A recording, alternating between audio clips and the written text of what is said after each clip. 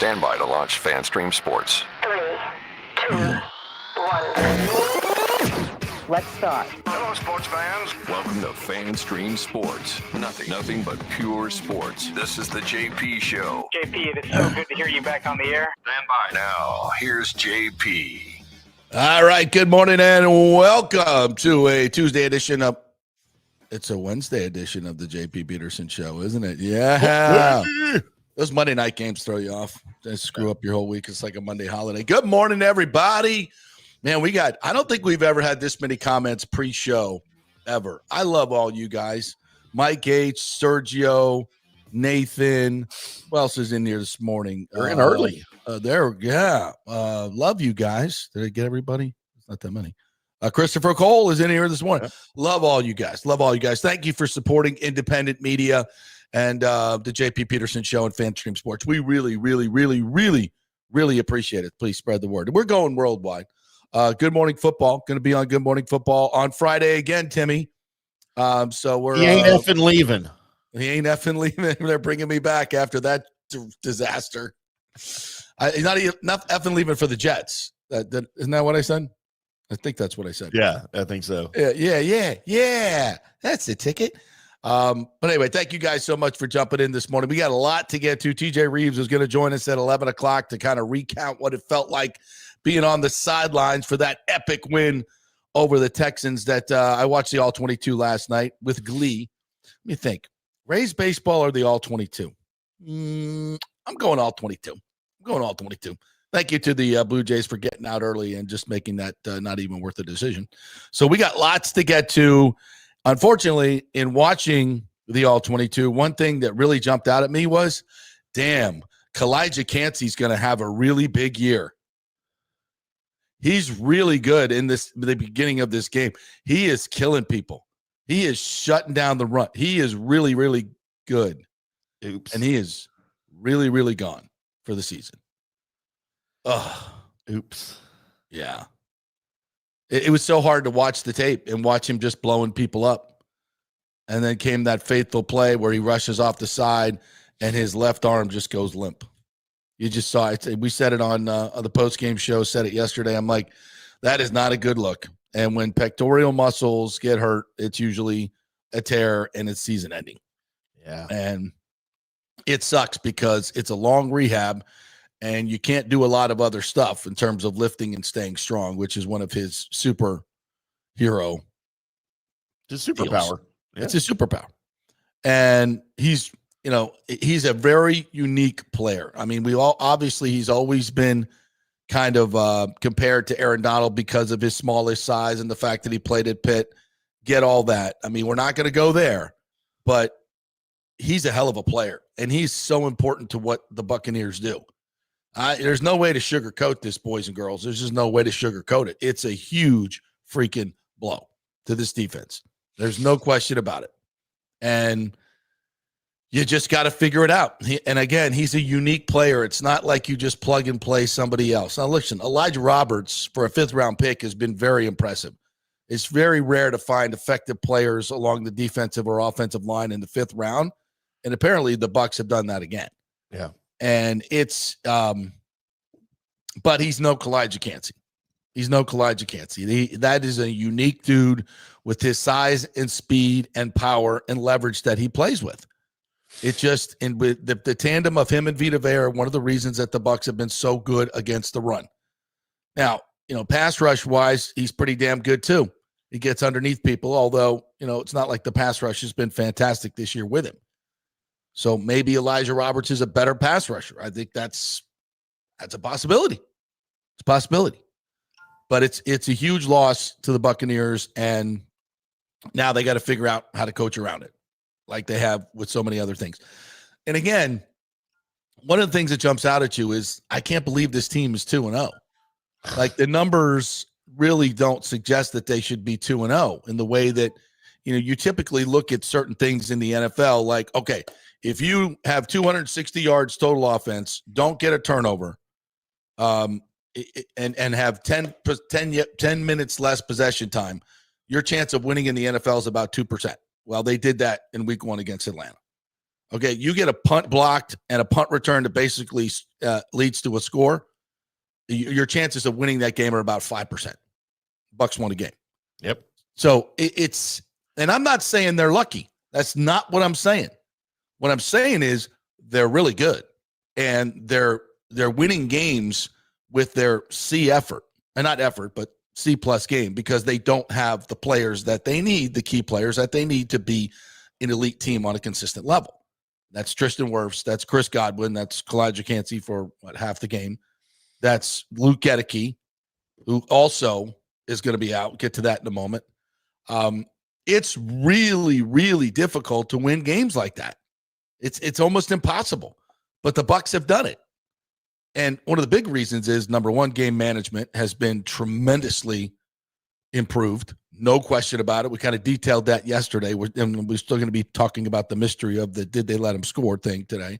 When we get over there, I will find Antoine Winfield and see if we can get an answer to that. We may not be able to get an answer to that. And I know Todd Bowles has not been asked directly about this, which is weird because, I mean, right after the game, we were talking about this on the postgame show. Did they let him score? And now yesterday, that kind of got a little bit more, and we talked all about it on Tuesday. And yesterday afternoon, a couple videos went out, and people are like, oh, this is next level thing. And I'm like, I've been telling, we've been talking about this. But do we have an answer? And I don't even know if Bowles is going to answer us, to be quite honest. Do you want people to know that you did that? I mean, from an egotistical standpoint that you won the game, most coaches would be like, yeah.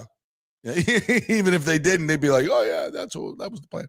But Bowles didn't like that. Thank God. He's not like that. He's not that guy. But I what I do expect is kind of a chuckle, smirk today when we ask him about it. Maybe he'll give it up for real. I don't know. This is a whole new Todd Bowles. I don't even know this guy. It's like when Tom Brady came to Tampa Tom. It's a totally different. Who's this guy? Who's this Mr. Personality? Now Bowles is up there cutting up, joking. Love it. Absolutely love it. And maybe he gives us the lowdown. What do you guys think? What do you after? And I watched it again last night on the All 22, and I'm like, Now the guys up front look like they're going. The guys in the back end, not so much. And for, we talked about this with Scott Reynolds yesterday. For Antoine Winfield to make those calculations on the fly, I wouldn't put it past him. That's how smart he is. Maybe he had in his brain, look, if he gets to the second level, and that means they're going to be inside the 15, inside the 10, we ought to let them score. If we stuff them up front, then it's still kind of a thing. It's still kind of a thing. But if he breaks contain, so to speak, then maybe that's what you do. I don't know. But we'll get some more clear answers today when I get over there and start asking questions. God dang it. So we'll see how it goes today. All right. Luke Gedeke. We still don't have a whole lot of clarity on his injury. We've heard it's a foot injury. I don't know if it's an ankle injury, which it could be. We don't know. But the word is that he will be out for a significant amount of time. I don't know if they said significant. A few games. Whether that's significant to you or not, that's up to you. But I again, very, very difficult. So now what do they do on the offensive line? Do they rush Tristan Wirfs back? I think that's a bad idea. I think that's a really bad idea. Do you stick with the lineup with Charlie Heck out there? I think it's the only way you can go. Keep Graham Barton. I mean, they ran the ball really well with Charlie Heck in there and Graham Barton and Bredesen at center and that whole group. They ran the ball extremely well, 169 yards against a really good Texans defense that was playing hard. And Rashad White and Bucky Irving, at second look at the All-22, I said it the first, day one. Wow. Like, how did they get that many yards? These are two exceptional backs, without question. The best 1-2 punch in the game. No question about it. I heard you, Tim. I heard you that time. Am I back? You're back. I don't know what's going on over here. I don't know, but it's curious. So yeah, it's a lot for this team to sustain. Now, you got the Jets coming in here. Don't overlook anybody, especially Tyrod Taylor backup quarterback situation. Buck fans, I don't need to explain to you what that's all about. We've seen that way too much. So maybe in kind of a good way with these injuries, it's kind of a, I don't want to say a wake-up call, but it certainly gets your attention. When you have this many injuries, and yes, they're dealing with injuries as well. Justin Fields, hey, Tyrod Taylor may be better than Justin Fields. I've seen Tyrod Taylor play. He's really good. He's good. He's one of the best backup quarterbacks I've seen. He gets it done. And he's one of those quarterbacks that gives the Bucs headaches. He can run. He's savvy.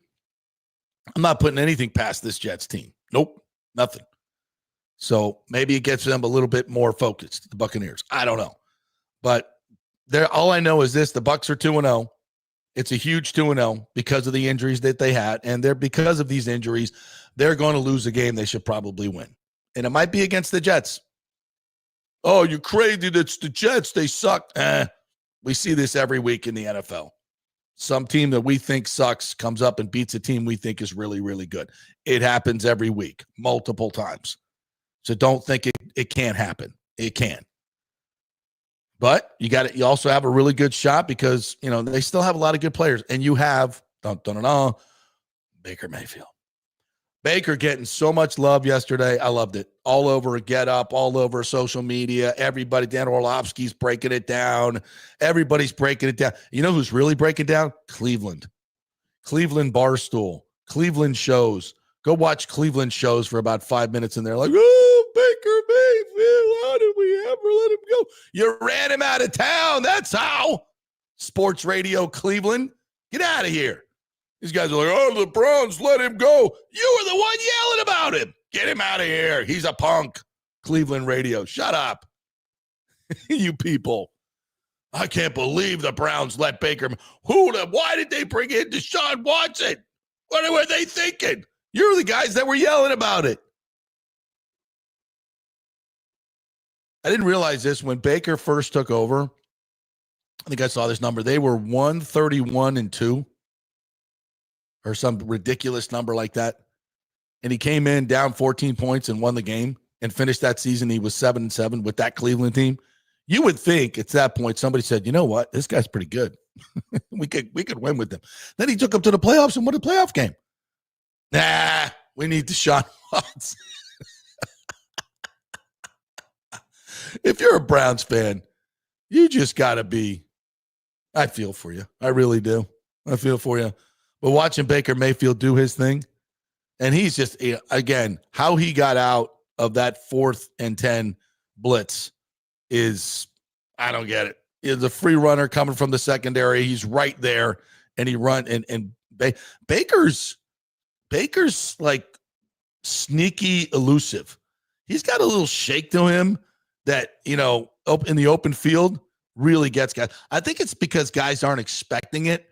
I think especially linebackers, they're like, oh, here he comes. I'm going to smoke this slow white boy.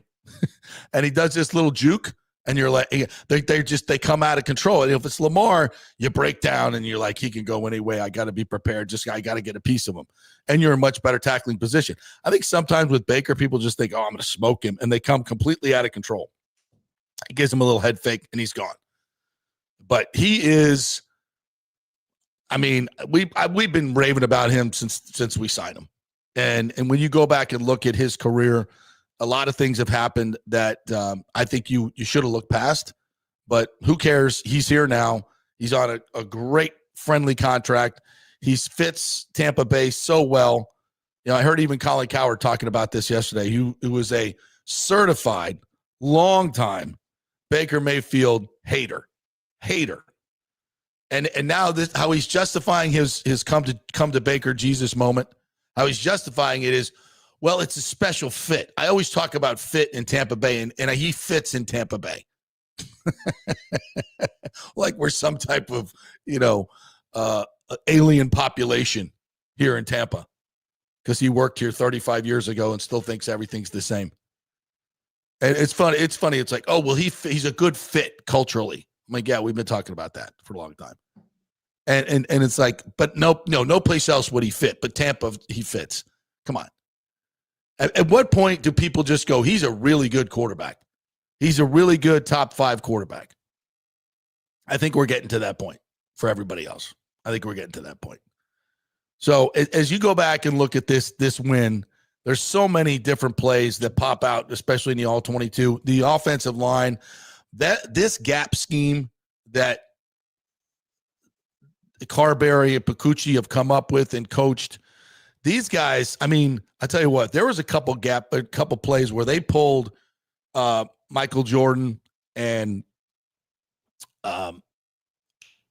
Grant Barton across that lead that they run. It's kind of a counter lead to the right. Redskins used to run a version of this play with John Riggins, and they lead up into there. And it's like, and I'm going to see if I can ask Graham about it today, because as a center, I'm not sure you get to do this as much, but he gets like a 10-yard running start from the other side and just gets to clear out that defensive end. And he was smoking people. And right off his ass comes Bucky or Rashad. And it's the timing is wonderful, and they hit it perfectly. They double team on the nose or to the block to the left, and then here come the two lead blockers, and it's a piece of work. They had O'Keefe lead blocking too, and that guy can't do a whole lot, but lead block is his jam. That is his jam, and he's really good at it. He's really good at it. But yeah, so it was kind of a physical mauling up front from the run game standpoint and defending the run, and then Baker making plays. And I just can't wait to see what this team looks like healthy. I mean, that's what gets me really, really excited is Tristan Wirfs back, Gedeke back in his spot, this offensive line back the way it should be. And then Godwin coming back with J-Mac and Ibuka. And hopefully these two backs stay healthy. I mean, my goodness. What a football team. What a football team. I mean, we can't take many more injuries. I can tell you that. We can't take many more Calijah Kanceys.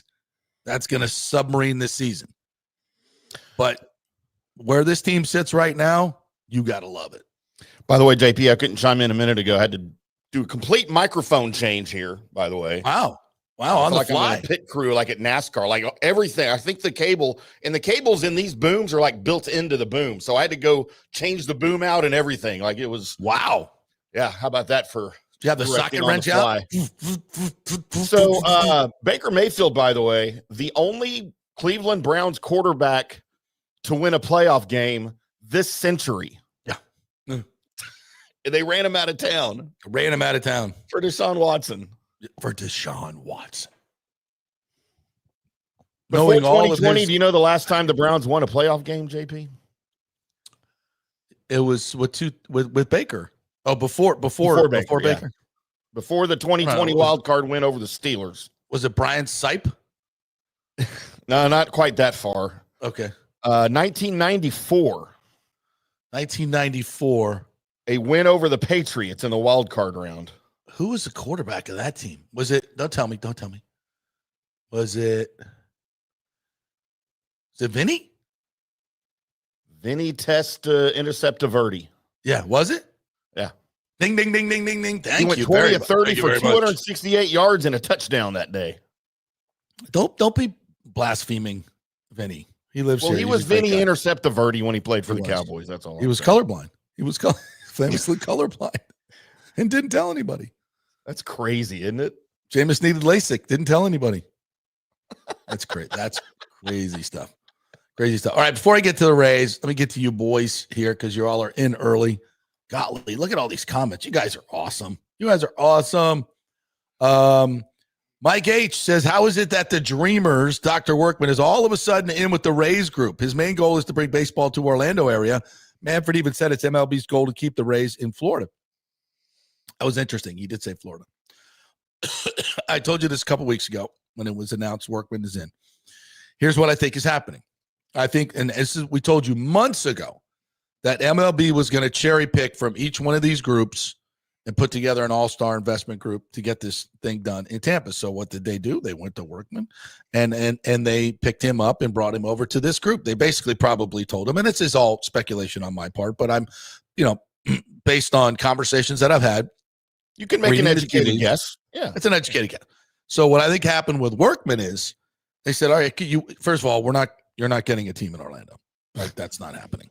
Okay. So you're not, that group you have there, That's not going to work. Now, if you want to own a baseball team, you can go in with this group that's going to get it. How would you? So you're guaranteed to be in. Okay then. And here's the caveat.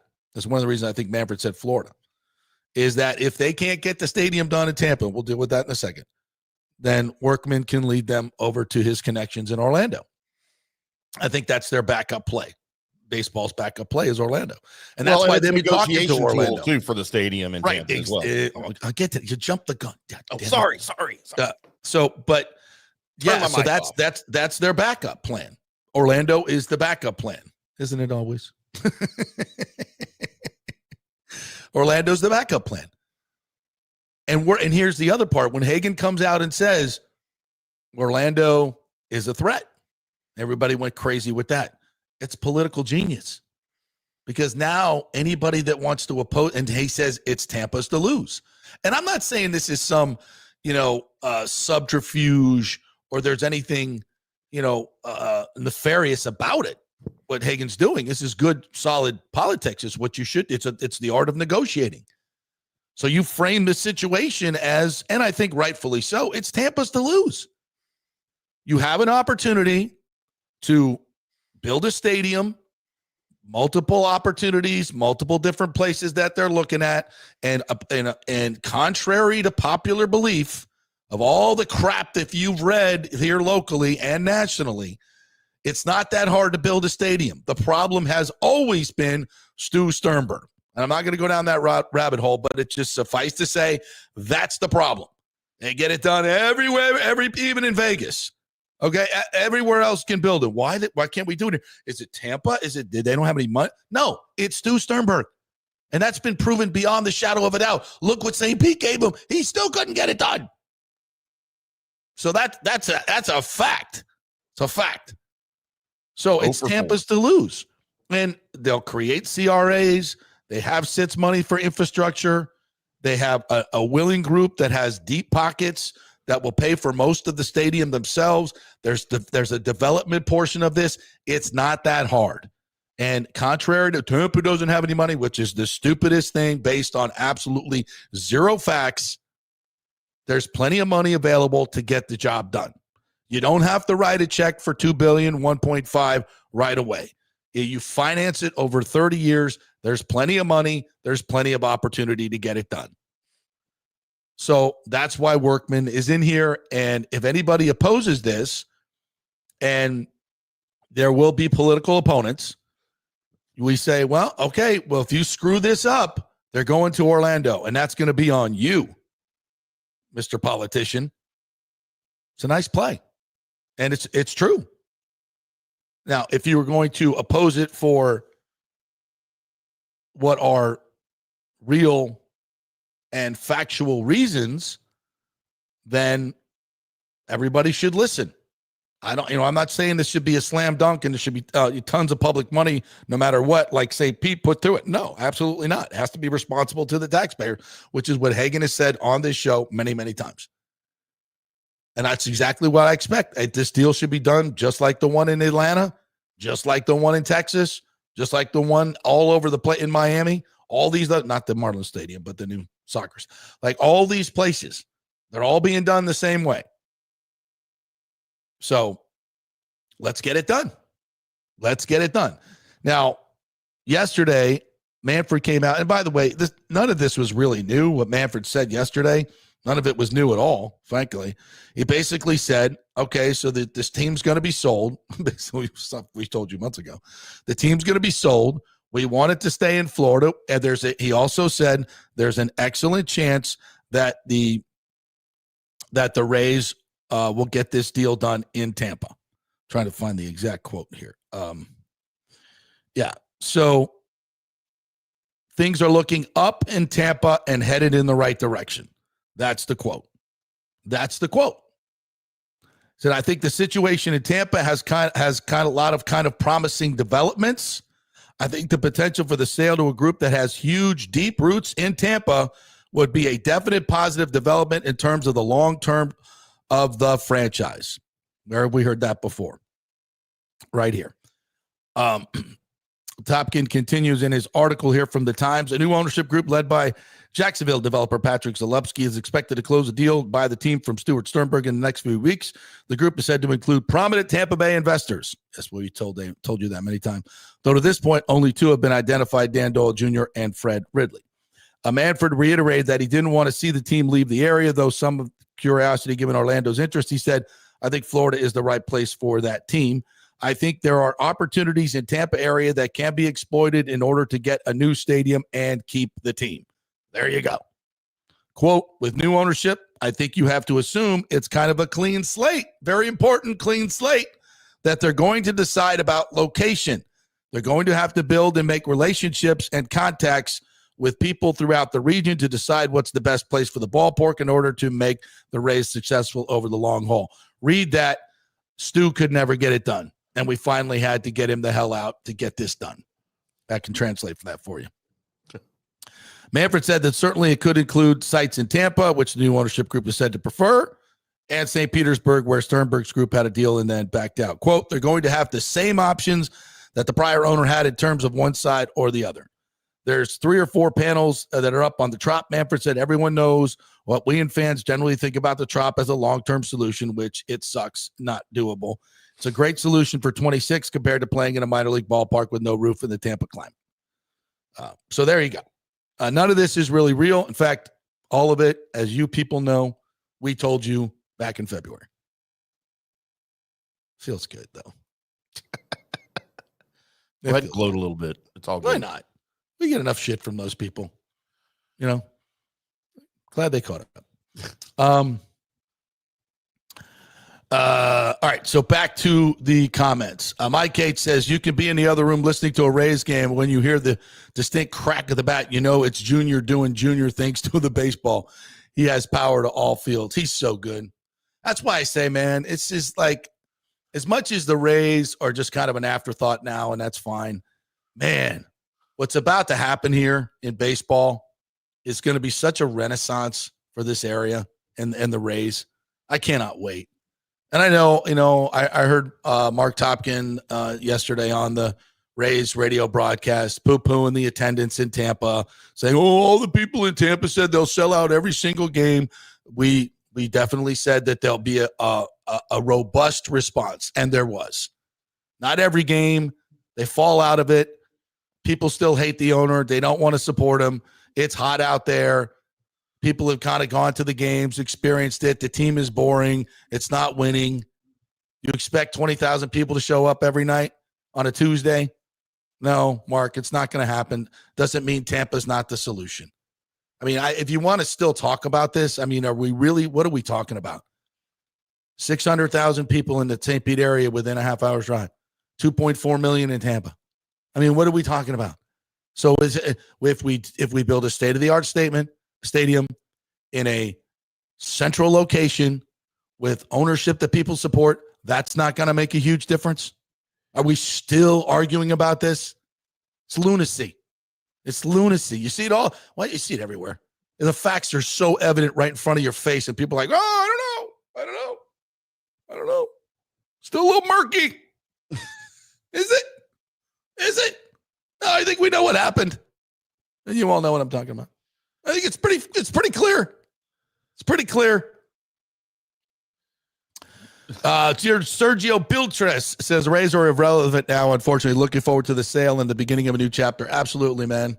That's what everyone's waiting on, right? That's what everybody's waiting for. Yeah, it's going to be great. It's going to be great. Mike H said, well, the new ownership might march the Rays up I-4 to Orlando. Not happening. Listen, and again, if we blow it, if the powers that be can't get this done, and listen, and this is what I've been telling you guys since February.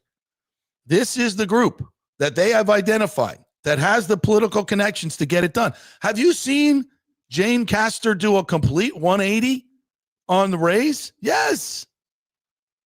Ken Hagan's supremely confident he can get the deal done. Rob Manfred, everybody is telling you how confident they are. Same thing we told you. Nothing has changed.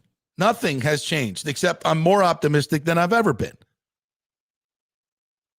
When you bring in more money, bigger investors. Yeah, that's a good thing. Workman is not a bad thing. It's a good thing. More money to get the deal done. Kenneth McClary says, I would say good morning to the Petermans, but with Kancey out for the season, it's hard to say it's a good way to start. I know, Kenneth. I'm with you, brother. We had to start with the negative, but, you see how I worked it, though. I came back to the positive with the Buccaneers. Everybody has injuries. Everybody's going through it in this league. We're not the Lone Ranger here. So have faith. There's still a lot of good talent on this team, but we got to get through these games without Wirfs and without Godwin, without Gedeke. It's not going to be easy. Beat the Eagles. It's all right. Beat the Jets. Go to 3-1 after the first quarter. With all these injuries, we'll be thrilled. Absolutely. At least you didn't trade Vita Vea and 2 first-round draft picks for Micah Parsons and then pay him $47 million a year. You can hang your hat on that. Guess that's good. Good morning, football. Please don't wear your orange jersey. It's a damn curse, says Rick. Well, I can't wear it because I gave it to my son. So, but I will wear I'm gonna wear the creamsicle hat. You gotta wear the creamsicle hat. If we're gonna win creamsicles, I gotta represent, right? Yeah, I think so. Good looking hat. Yeah. Brandon Weed said we're one day closer to the Rays being sold. Yes, we are. So what do you think of FanStream Sports Tee and the and is that what should I wear? I'll wear FanStream Sports Tee and then a Buccaneers hat. How's that? There you go. That'll work. Okay. Do it. B says breaking news: Manfred said St. Pete and Pinellas in play. Is that what you heard? Who's your source, B?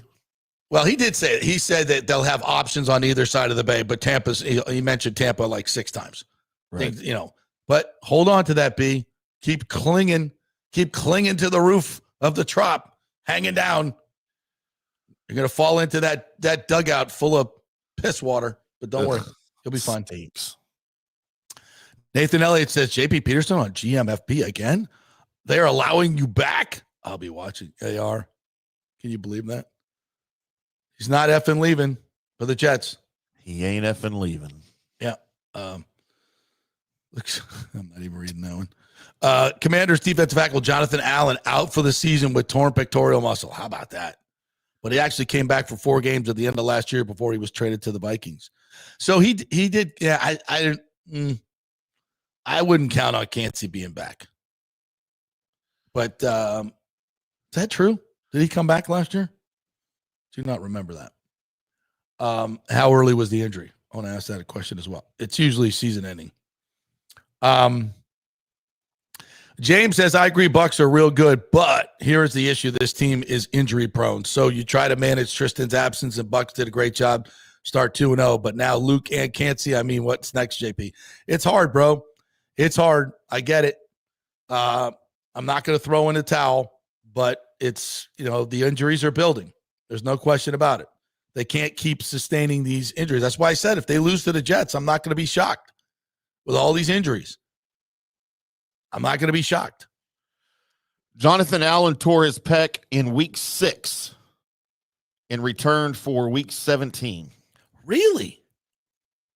Wow. And then requested a trade. The Bucs have said, though, it's season ending. Yeah. I'm pretty sure they've said that. So they're putting him on season ending. Apparently that's what they said about Allen, too, back then. They said it was announced to be out for the season, but he returned for week 17. But so I guess your Bucs haven't put him on season-long injured reserve yet. I know there's categories for that. I'm not exactly sure which how that works. But Mike H says, did Todd Bowles go to Mexico to ayahuasca retreat like Aaron Rodgers did? I know. Who is this guy? Who is this guy? I don't know, but I like him. 4th and 10, let's go. And he said, that was an easy choice, but I don't know. With 3 timeouts and a 2-minute warning, I think in years past, Bowles would have turned it over to his defense. We've seen that happen. It's not like we're just making that up. Rick says, Detective JP, first order of business. He will check the kicker's balls. He won't stop until he gets the truth. I'm going to find out about that today as well. I will talk to Chase about that if I can find him in the locker room. Chase, what's up with your balls? I want to talk about your ball preparation. I want to hear that. That's my come out roll. Talk about your ball preparation. No, I'm not going to do that. I'll have something much more got roll tape palatable. All right, I'm going to get to the rest of your comments when we come back, but I'm going to take a break here first. And any questions you guys have, let me know. We got to get to some college football today. Huge matchup. College game day is going to be there. Florida at Miami. That's going to be a big one. We're going to talk about this Florida coach that was suspended? Oh, yes. I still can't figure out what he did. For 3 games, he did something. We heard about this. It's this altercation. Yeah. I didn't know it was led by a coach, though. That's weird. All right, quick break. We're brought to you by the great folks at the Jeeves Law Group, JEEVES lawgroup.com. They are local, they are trusted, and they get results. If you get in an accident, your first call has to be to the Jeeves Law Group. Call Scott Jeeves. Tell him JP sent you. Great attorneys over there. Insurance companies do not like dealing with them because they kick their ass. It's the Jeeves Law Group. They're local, trusted, and they get results. Not attorney spokesman, offices Tampa and St. Pete. And the great folks at Genesis of Tampa. Go check out these incredible cars. The G70, the GV80, they are fantastic. The SUV is luxurious, high performance, technology out the wazoo, and great value. I mean, the best value in the business. Go test drive them. They've got great deals going on over there. Now, great valet service. So they give you 4 years free maintenance on the car. They'll come pick up the car, bring it back to you. You never have to leave the house to the office. It's the great valet service at Genesis of Tampa. Back in 3. Stay with us. Experience the art of driving at Genesis of Tampa, where luxury meets innovation and every detail is crafted for you. From the bold G70 to the refined GV80, Genesis delivers power, elegance, and technology years ahead of its time. Book service online, and our Genesis Experience advisors will pick you up and drop off your vehicle. If available, you can enjoy a courtesy car while yours gets a complimentary interior vacuum plus a generous offer for your trade. Every new Genesis comes with the Miracle Advantage Plan, 10 years or 250,000 miles of powertrain warranty and 4 years of complimentary maintenance. Visit us at 801 East Bears Avenue or online at genesisoftampa.com. Genesis of Tampa, luxury redefined. Italiano Insurance would like to congratulate the Bucs on their 50th anniversary season. And you know what? We've been here for every season and then some, over 60 years in business. We've seen some smart coaches with great game plans, but if you don't have flood insurance or business insurance, that's a terrible game plan. That could ruin you financially. You don't want to take that L. So call 813-877-7799 and let their friendly agents quarterback your insurance and save you big money.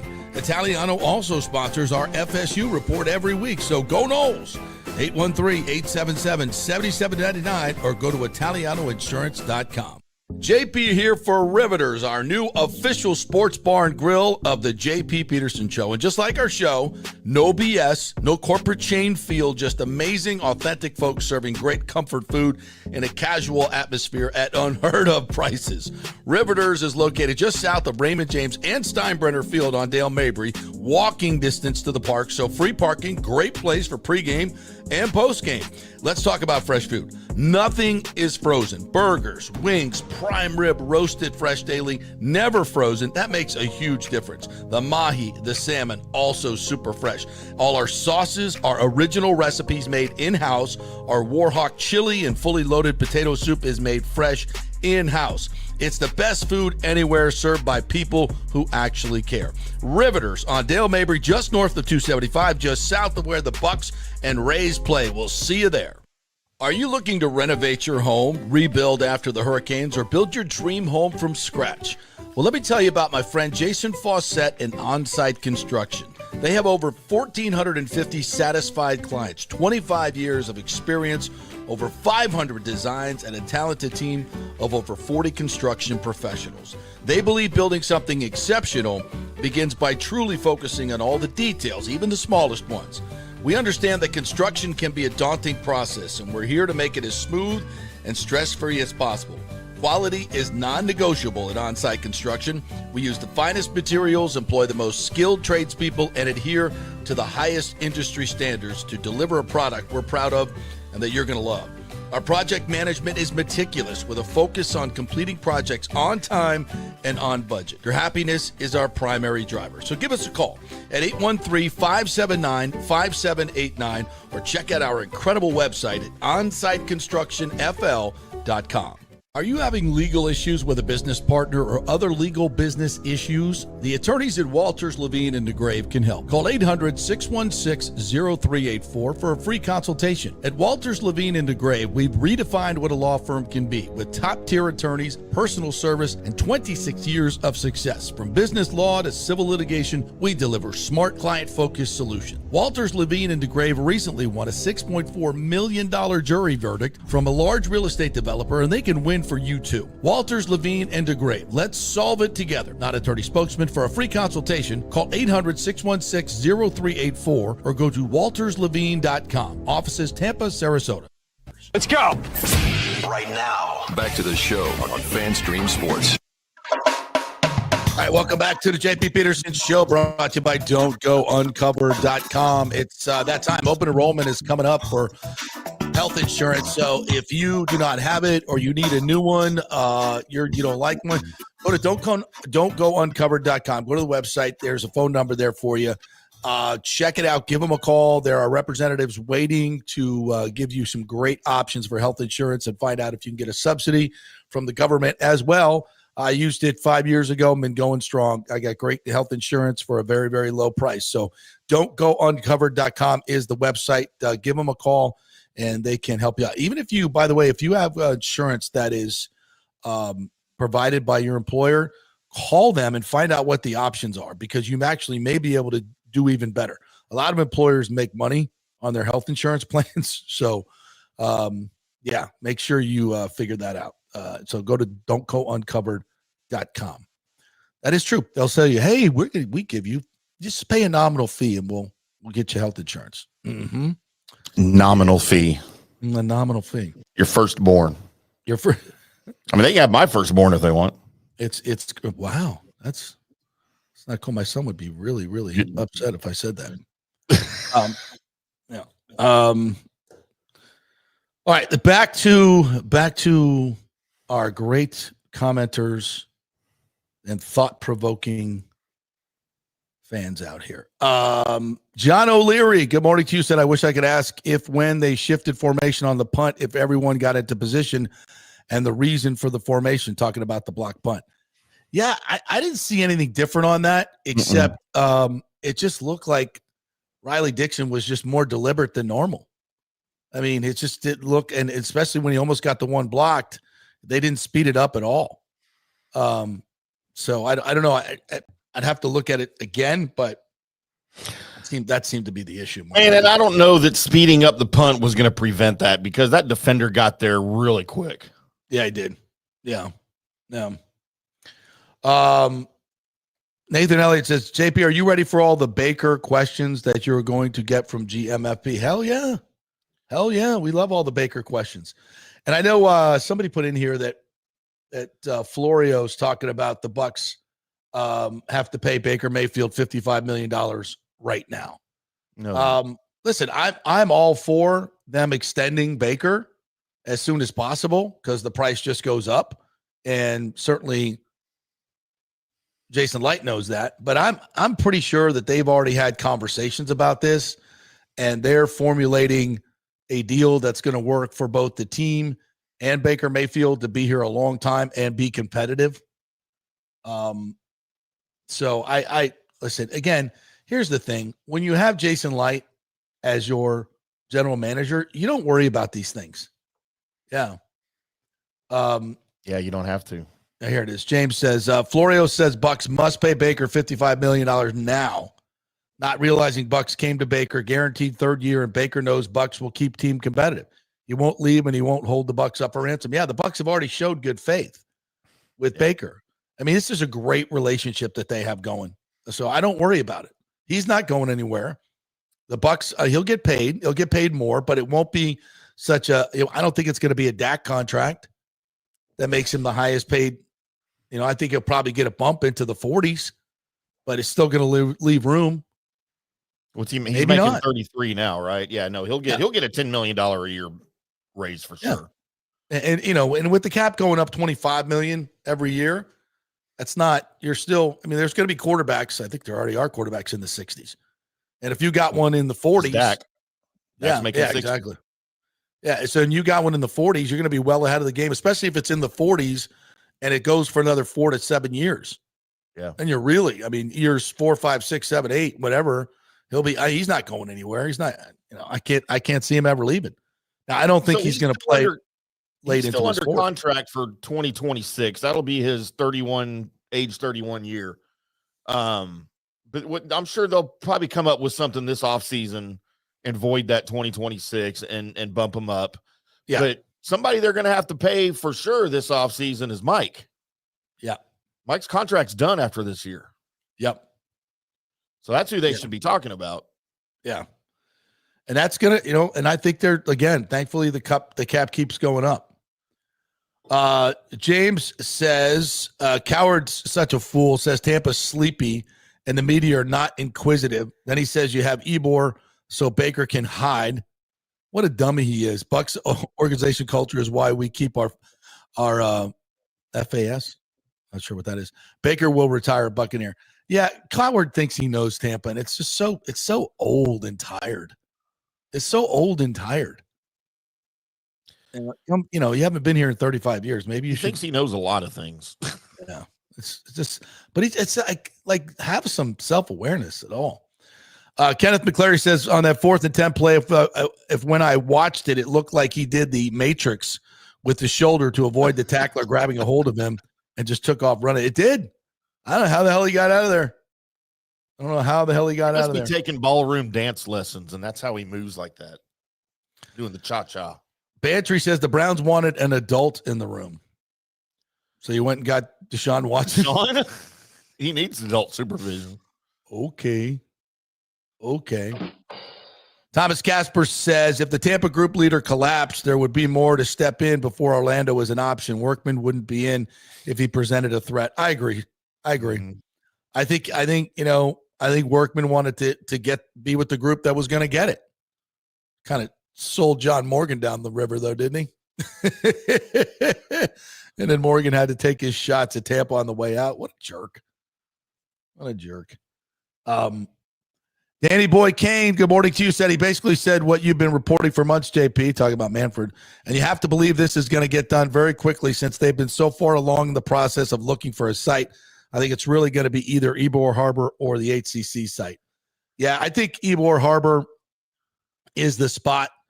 And maybe Daryl Shaw is playing a little hardball, so you throw out the HCC option. It's all negotiating. That's how all of this works. Douglas Batista says time for Topkin and Romano to retire or find a new gig. Their baseball coverage is average at best and tired of their false narratives about the fan base and ownership. Yeah, me too. Yeah, I think I'm well documented, but I have nothing personal against Mr. Romano or Mr. Topkin. This may not work both ways that way, but yeah, they're reporting. We've exposed these false narratives for so long. And Topkin, he readily admitted yesterday on the race broadcast, says, I'm a St. Pete guy. And he'd rather see the stadium in St. Pete and always has been that way. I get it. But that's more personal choice than it is actual what's best for baseball here locally. And I don't think that's debatable. Rick says, how much stomach bile did Topkin have to force down while typing that article about new ownership?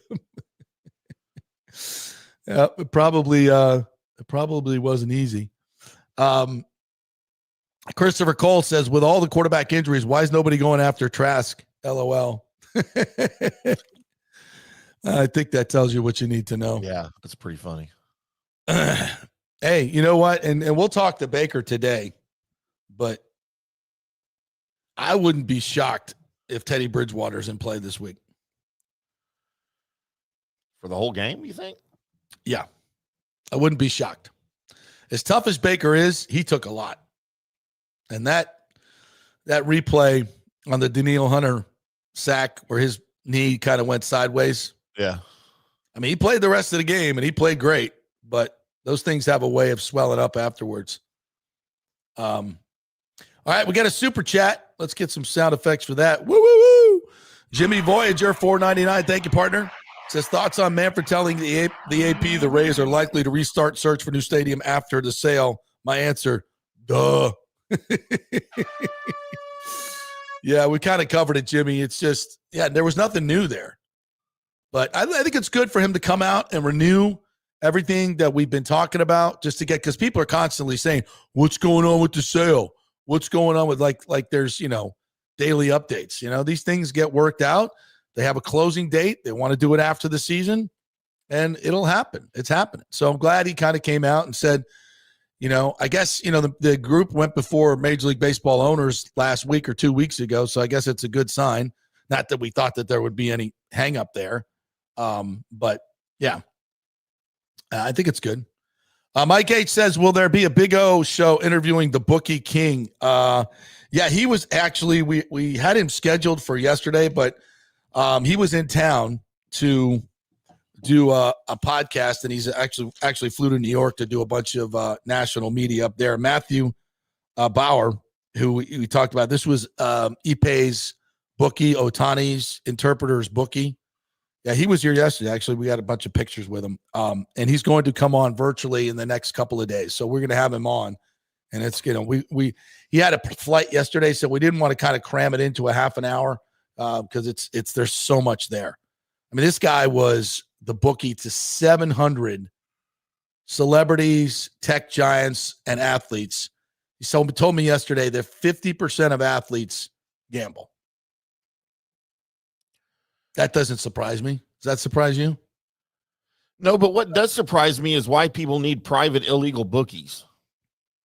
There's plenty of places you can go place a bet and gamble legally. Maybe they don't want the government knowing how much they're betting or how much money they have, because all that's tracked by the government. Well, okay, is that worth getting caught? He'll tell you no, now that he's going to jail for a year on October 10th. He's a reformed person, absolutely. But if I were a celebrity or an athlete, especially if I'm an athlete, I don't even think you can have a gambling account, can you? A legal gambling account? And bet on, even if you're betting on other, I don't even know if they even allow that. I mean, I know the NFL has partnerships with freaking gambling companies now. You'd think somehow they'd promote that. Yeah, I don't know. I'd have to double check that. I think Ridley was suspended, wasn't he? Ridley suspended a whole year for having just an account. Maybe. I could be wrong on that. I'll have to double check that. Lonnie Wilkins says, shout out to Stats for 50 years of broadcasting baseball. Dwayne Stats, our guy here, 50 years of broadcasting, still going strong. Was it yesterday he threw out the first pitch, or he's going to throw out the first pitch, and they're going to celebrate his 50 years. Congrats to you, Dwayne Stats. Absolutely phenomenal. Love hearing him call games for the Rays. It's synonymous with Rays baseball. Yeah, I don't know. I don't know if he's announced this will be his last year, but it kind of feels like it is. I'm not sure if he's announced that. You guys let me know. Rick says, tell the GMFB crew when asked about Baker, buck around and find out. Oh, I might have to use that. What do you think? Rick's finally good for something. Finally, come on. He adds so much to the show. Yeah, he does. When Baker ran on that 4th and 10, you could hear Aikman saying, wow, while Buck was doing play-by-play. Yeah, he did. I think everybody's kind of come to Jesus, because it's 7:00 Monday Night Football. Everybody was watching, and I think they saw what we've been seeing for a long time. Yeah. Cody says, Yadi Diaz is having another great year. He is well underpaid. This would never happen in the NFL union or NHL union. Yeah, baseball's weird, man. They got to, and I think this is going to be a big part of why there's probably going to be a work stoppage. They got to figure out this arbitration system and free agency. These young players are getting screwed. I mean, these guys aren't hitting free agency until like 31, 30. Yeah. I mean, half their career is over. It seems like it's so unbalanced. You got the guys at the bottom making squat, and the guys at the top just making ridiculous money. What's Yandy making? Like 10, 12? I think he's 12 million. Yeah. 12 million. Yeah, I would say that's grossly underpaid. I was talking with about this yesterday. Orestes Estrada. Check out his new podcast right here on FanStream Sports Tampa Bay. Fairbanks, we have an option next year for $10 million. And I'm like, and he's not that shutdown guy, but when you look at the numbers, he's pretty good. And $10 million is what most teams pay the setup guy, not even the closer. So even if you use him as the 7th and 8th inning guy, go get somebody else, he's worth $10 million. You're right. Absolutely. And, I think he just had, a bit of a blip in the second half of the season. His numbers still look pretty damn good, but I know when he comes in, sometimes it gets a little dicey. Michael LaRue says, what's the land cost difference between Ybor Harbor site and the HCC site? Michael, I have no idea, to be quite honest. I think the HCC site would probably be, at least to the ownership, wouldn't cost much money at all because it's county and state land. And with DeSantis being best buddies with Zalupski and saying he supports a stadium in Tampa, but they're not putting money into building the stadium, but they'll do infrastructure, and land acquisition is infrastructure. So I don't think it would be a lot. Now, Ybor Harbor, that's a different deal. And with Darryl Shaw, I'm not exactly sure if he's part of this ownership group or not. I kind of think he is, because he knows all the people, Doyle and Ridley and those guys, they know each other very well. So if he's not officially part of it, he's going to be part of it in terms of the development, if it's Ybor Harbor or Ybor in general.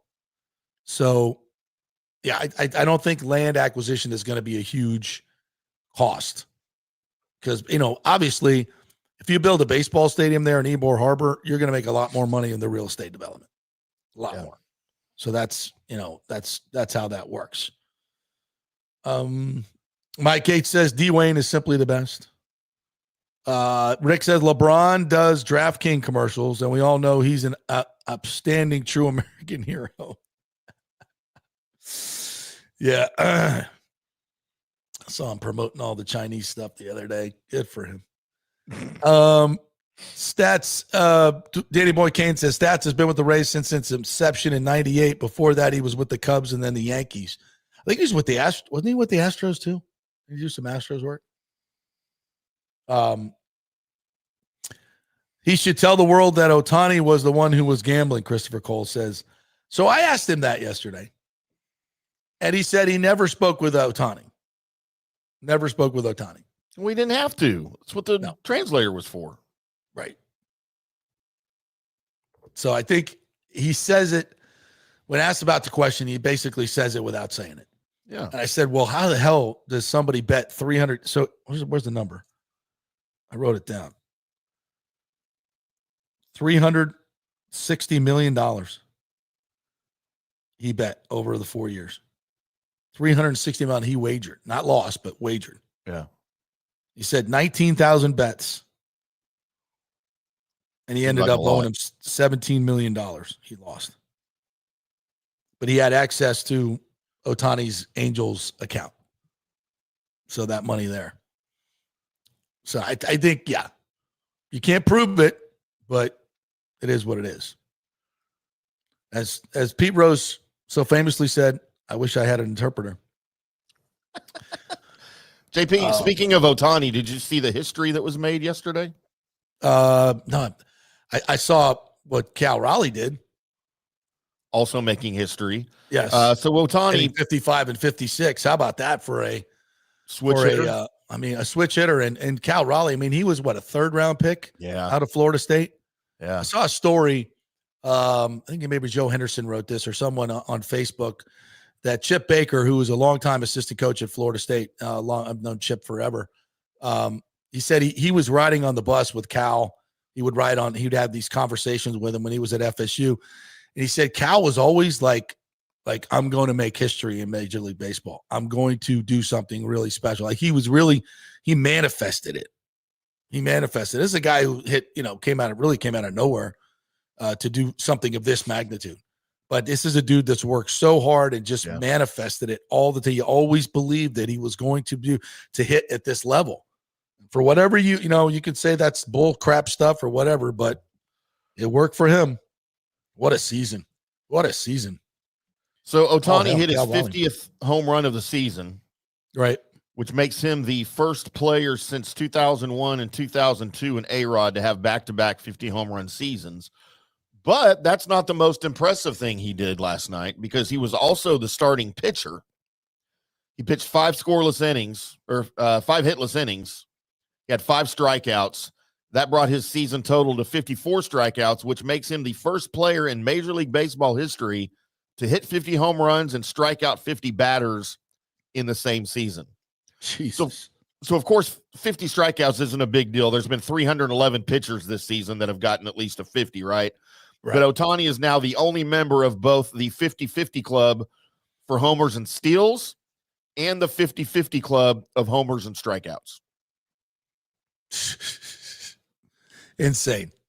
It's crazy. It's hard for me to wrap my baseball brain around. All right. Let's take a quick break. When we come back, looks like TJ Reeves is in the bullpen and ready to rock after his Orlando experience. He cheated on us this morning. We're brought to you by the great folks at Italiano Insurance, 813-877-7799. Let them do your homeowner's insurance, your flood insurance, and your business insurance, all your insurance. They do all the work. You save all the money. Italiano Insurance, in business for over 60 years here in Tampa Bay. Back in 3. The Golden Diamond Source is working every day to be your family jeweler. Right now, a $5,000 engagement ring with 0% interest can be yours for just $83. So don't let the holidays sneak up on you this year. Now is the time to get ahead with their in-store layaway. Trade in your old jewelry for cash. Gold has never been higher. The Golden Diamond Source is offering the highest ever trade-in values for your gold and diamond jewelry. Now is the time to get your holiday shopping started. So come in now, relax, shop, and save at the Golden Diamond Source.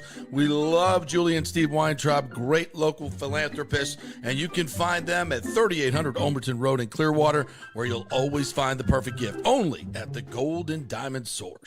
Welcome to Kingmakers, home of the JP Peterson Show studio and Tampa's premier business networking and social club for members only. By day, it's an exclusive, vibrant co-working space with a stylish conference room, focus rooms, a full production studio, and an in-house marketing team. And by night, Kingmakers transforms into a sports-centric social hub with a full sports bar, golf simulator, and exclusive events. For young entrepreneurs and seasoned professionals, it's the perfect place to work hard, play hard, and make big moves in Midtown Tampa. Close the deal, celebrate the win. Only at Kingmakers. Become a member today at kingmakerstampa.com. Your business, your club. JP here for the Jeeves Law Group and my man Scott Jeeves, who lives right here and has long been a highly respected member of our community. He's a proud sponsor of the Tampa Riverwalk. Jeeves Law Group is also a proud sponsor of our Grand Central District in St. Pete and has neighborhood events throughout the year. He has an office on Central Avenue in St. Pete and one on South Howard in Tampa. You can't get more local than that. So when you need an attorney, are you going to hire some huge firm that advertises all over the state, or the one that supports your favorite sports show? It's the Jeeves Law Group. We're local, we're trusted, and we get results. For personal injury and personal attention, call us for a free case evaluation. That's 8889-JEEVES. That's 8889-JEEVES. With this record heat in Tampa Bay, you better have your AC unit running at peak efficiency. Third Generation Plumbing installs the best American standard AC units. Our split systems offer the highest efficiency available while reducing energy bills and maximizing comfort. That's why Third Generation Plumbing trusts American standard air conditioning, built to last, made to perform. Whether it's a new install or an emergency repair, our family-owned team brings 3 generations of trusted service to your home, now with the unmatched reliability of American Standard. Plumbing or cooling, we've got Tampa covered. Call Third Generation Plumbing today, 813-961-8024, or go to thirdgenerationplumbing.com. And we also do AC.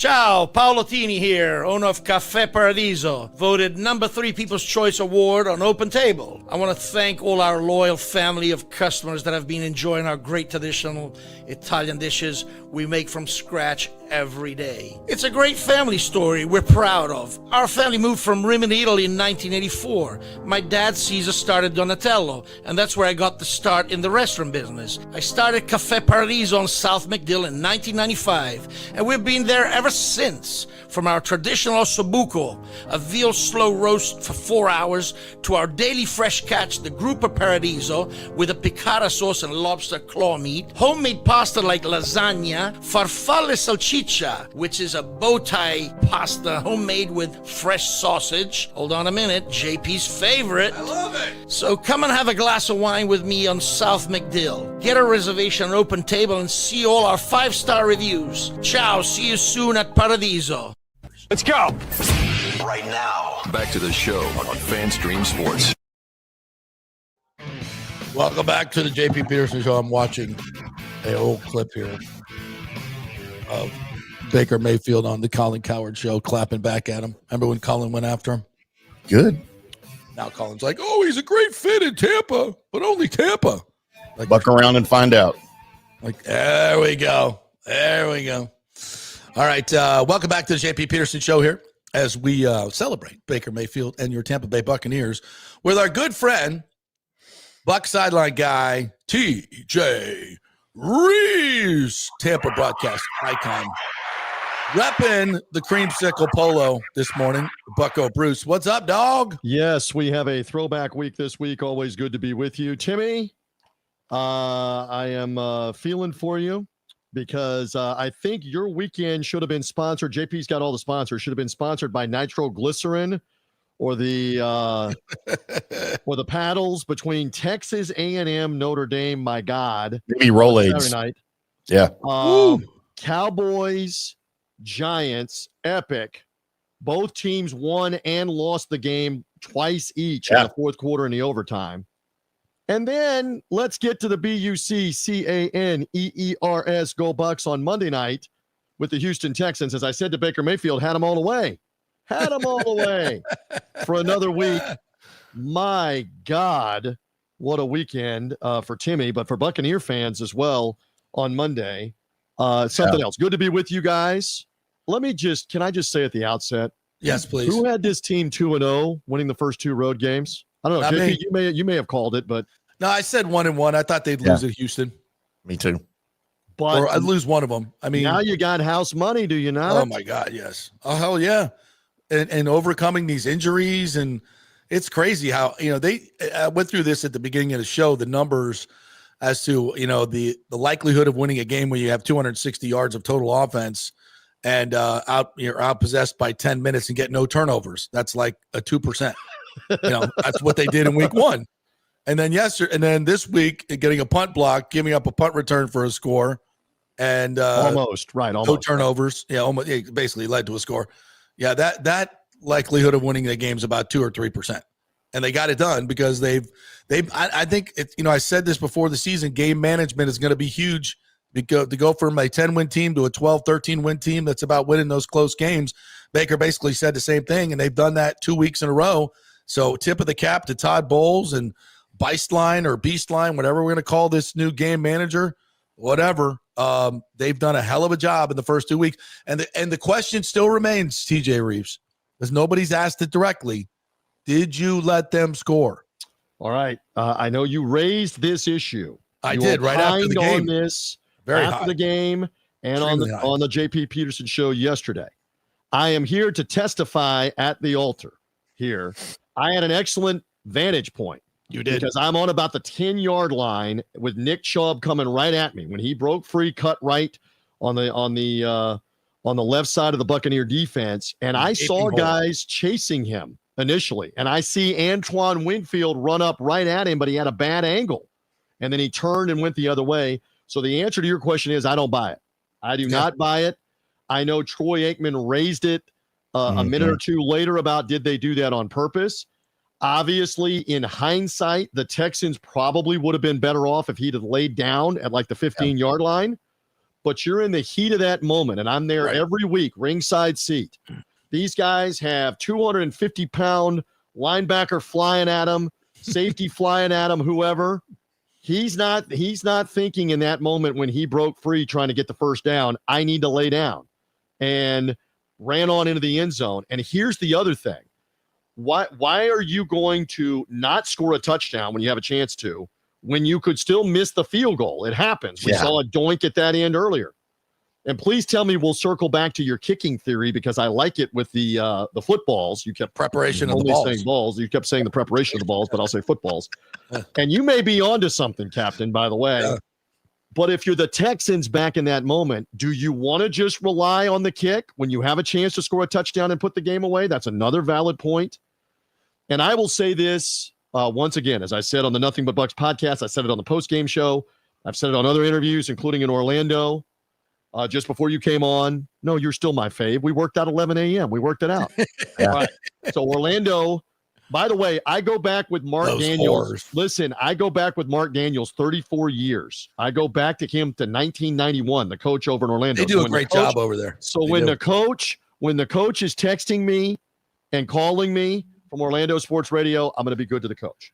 All right. So, and are they still delusional that they're getting a baseball team? I believe the dream is over. We'll leave it at that. The dream at this point is over for them, especially when two of their prominent people have dropped out and joined at least one of them, the Tampa Bay ownership group. Nonetheless, we digress. Back to it. Where was I? The field goal is not a guarantee. No, the extra point's not a guarantee. That's right. When they score the touchdown, it's easy for me. I am not a player. I am not a coach. But I'm standing down there going, 2 minutes left, all 3 timeouts left. This guy at the helm, they're going to get in the end zone. Yeah. He's going to find a way. They're going to get in the end zone. Now, do I want to paint that it looked rosy at 4th and 10 in your own territory? And I thought you brought up, and others have brought up, does Todd Bowles of 2022 or 2023 maybe early on in the year punt that football? Yes. 3 timeouts left. Yes, he does. 100%. And the 2-minute warning. Valid question. Do you go ahead and punt the football there and say we can stop the clock 3 times and get the ball back versus the chances of making 4th and 10 in your own territory? So I think it is an evolving thing with game management. You learn as you go. You trust the people you have. You trust Baker Mayfield. I submit to both of you two and the FanStream JP audience here on the JP Peterson Show. How many other quarterbacks make that play on that 4th and 10? All right, off the top of the head, Lamar Jackson, Mahomes. It's a short list. Josh Allen. Josh Allen makes that play. Herbert. Does Herbert make that play? I don't know about that. Does Jordan Love he made a run? Play? He made a run in week 1 that basically iced the game. Does Jordan Love make that play? Elusive and then make the run? Does Michael Penix now in Atlanta make that play? Who else makes that play? Listen, anybody can run for 12 yards, but you go back and look at that. I mean, they're sending, I think, 6 or 7. I think it was 7. I think they brought 6. They brought 6. About 6. Like. And the last guy comes as a free runner, and he's got nowhere to go left. He's got nowhere to go left. He's got half a second to decide, how do I make that guy miss before he kills me? Right. Or do I just go down or what? And he makes him miss. He gets under and around him and makes him miss and gets out the gate. He's sneaky elusive. I think they underestimate him, because he's kind of a small, slowish white guy. And maybe that's to his benefit because he kind of disappeared in that moment, kind of behind the big bodies for half a second. Now, whoop, he's out the gate and running. I mean, what a leader. What a leader. I keep coming back to this. What a leader and a star at that position in the clutch over and over again. And we love this. We love this whenever we get a chance to pile on because you cannot always do it on your own. You have to benefit from the stupidity of others. Thank you, Cleveland Browns. Thank you, Carolina Panthers. Who stupidly, both of them said, nah, you know what? We're good. We're good. Can you believe the Carolina Panthers at one point had Baker Mayfield and Sam Darnold in their quarterback room, and they dumped both of them? Who, by the way, have gone on now to quarterback other teams in the playoffs since they had them. Yes. So, again, if not for the stupidity of others, sometimes you can't succeed.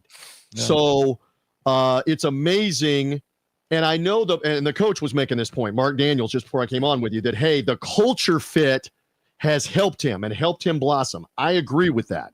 Yeah, but we've been guess talking what? about that for years. They won that first game in Minnesota with him lowering the head, remember, in the second half on a key drive and blasting the Minnesota DB, his first game. Yep.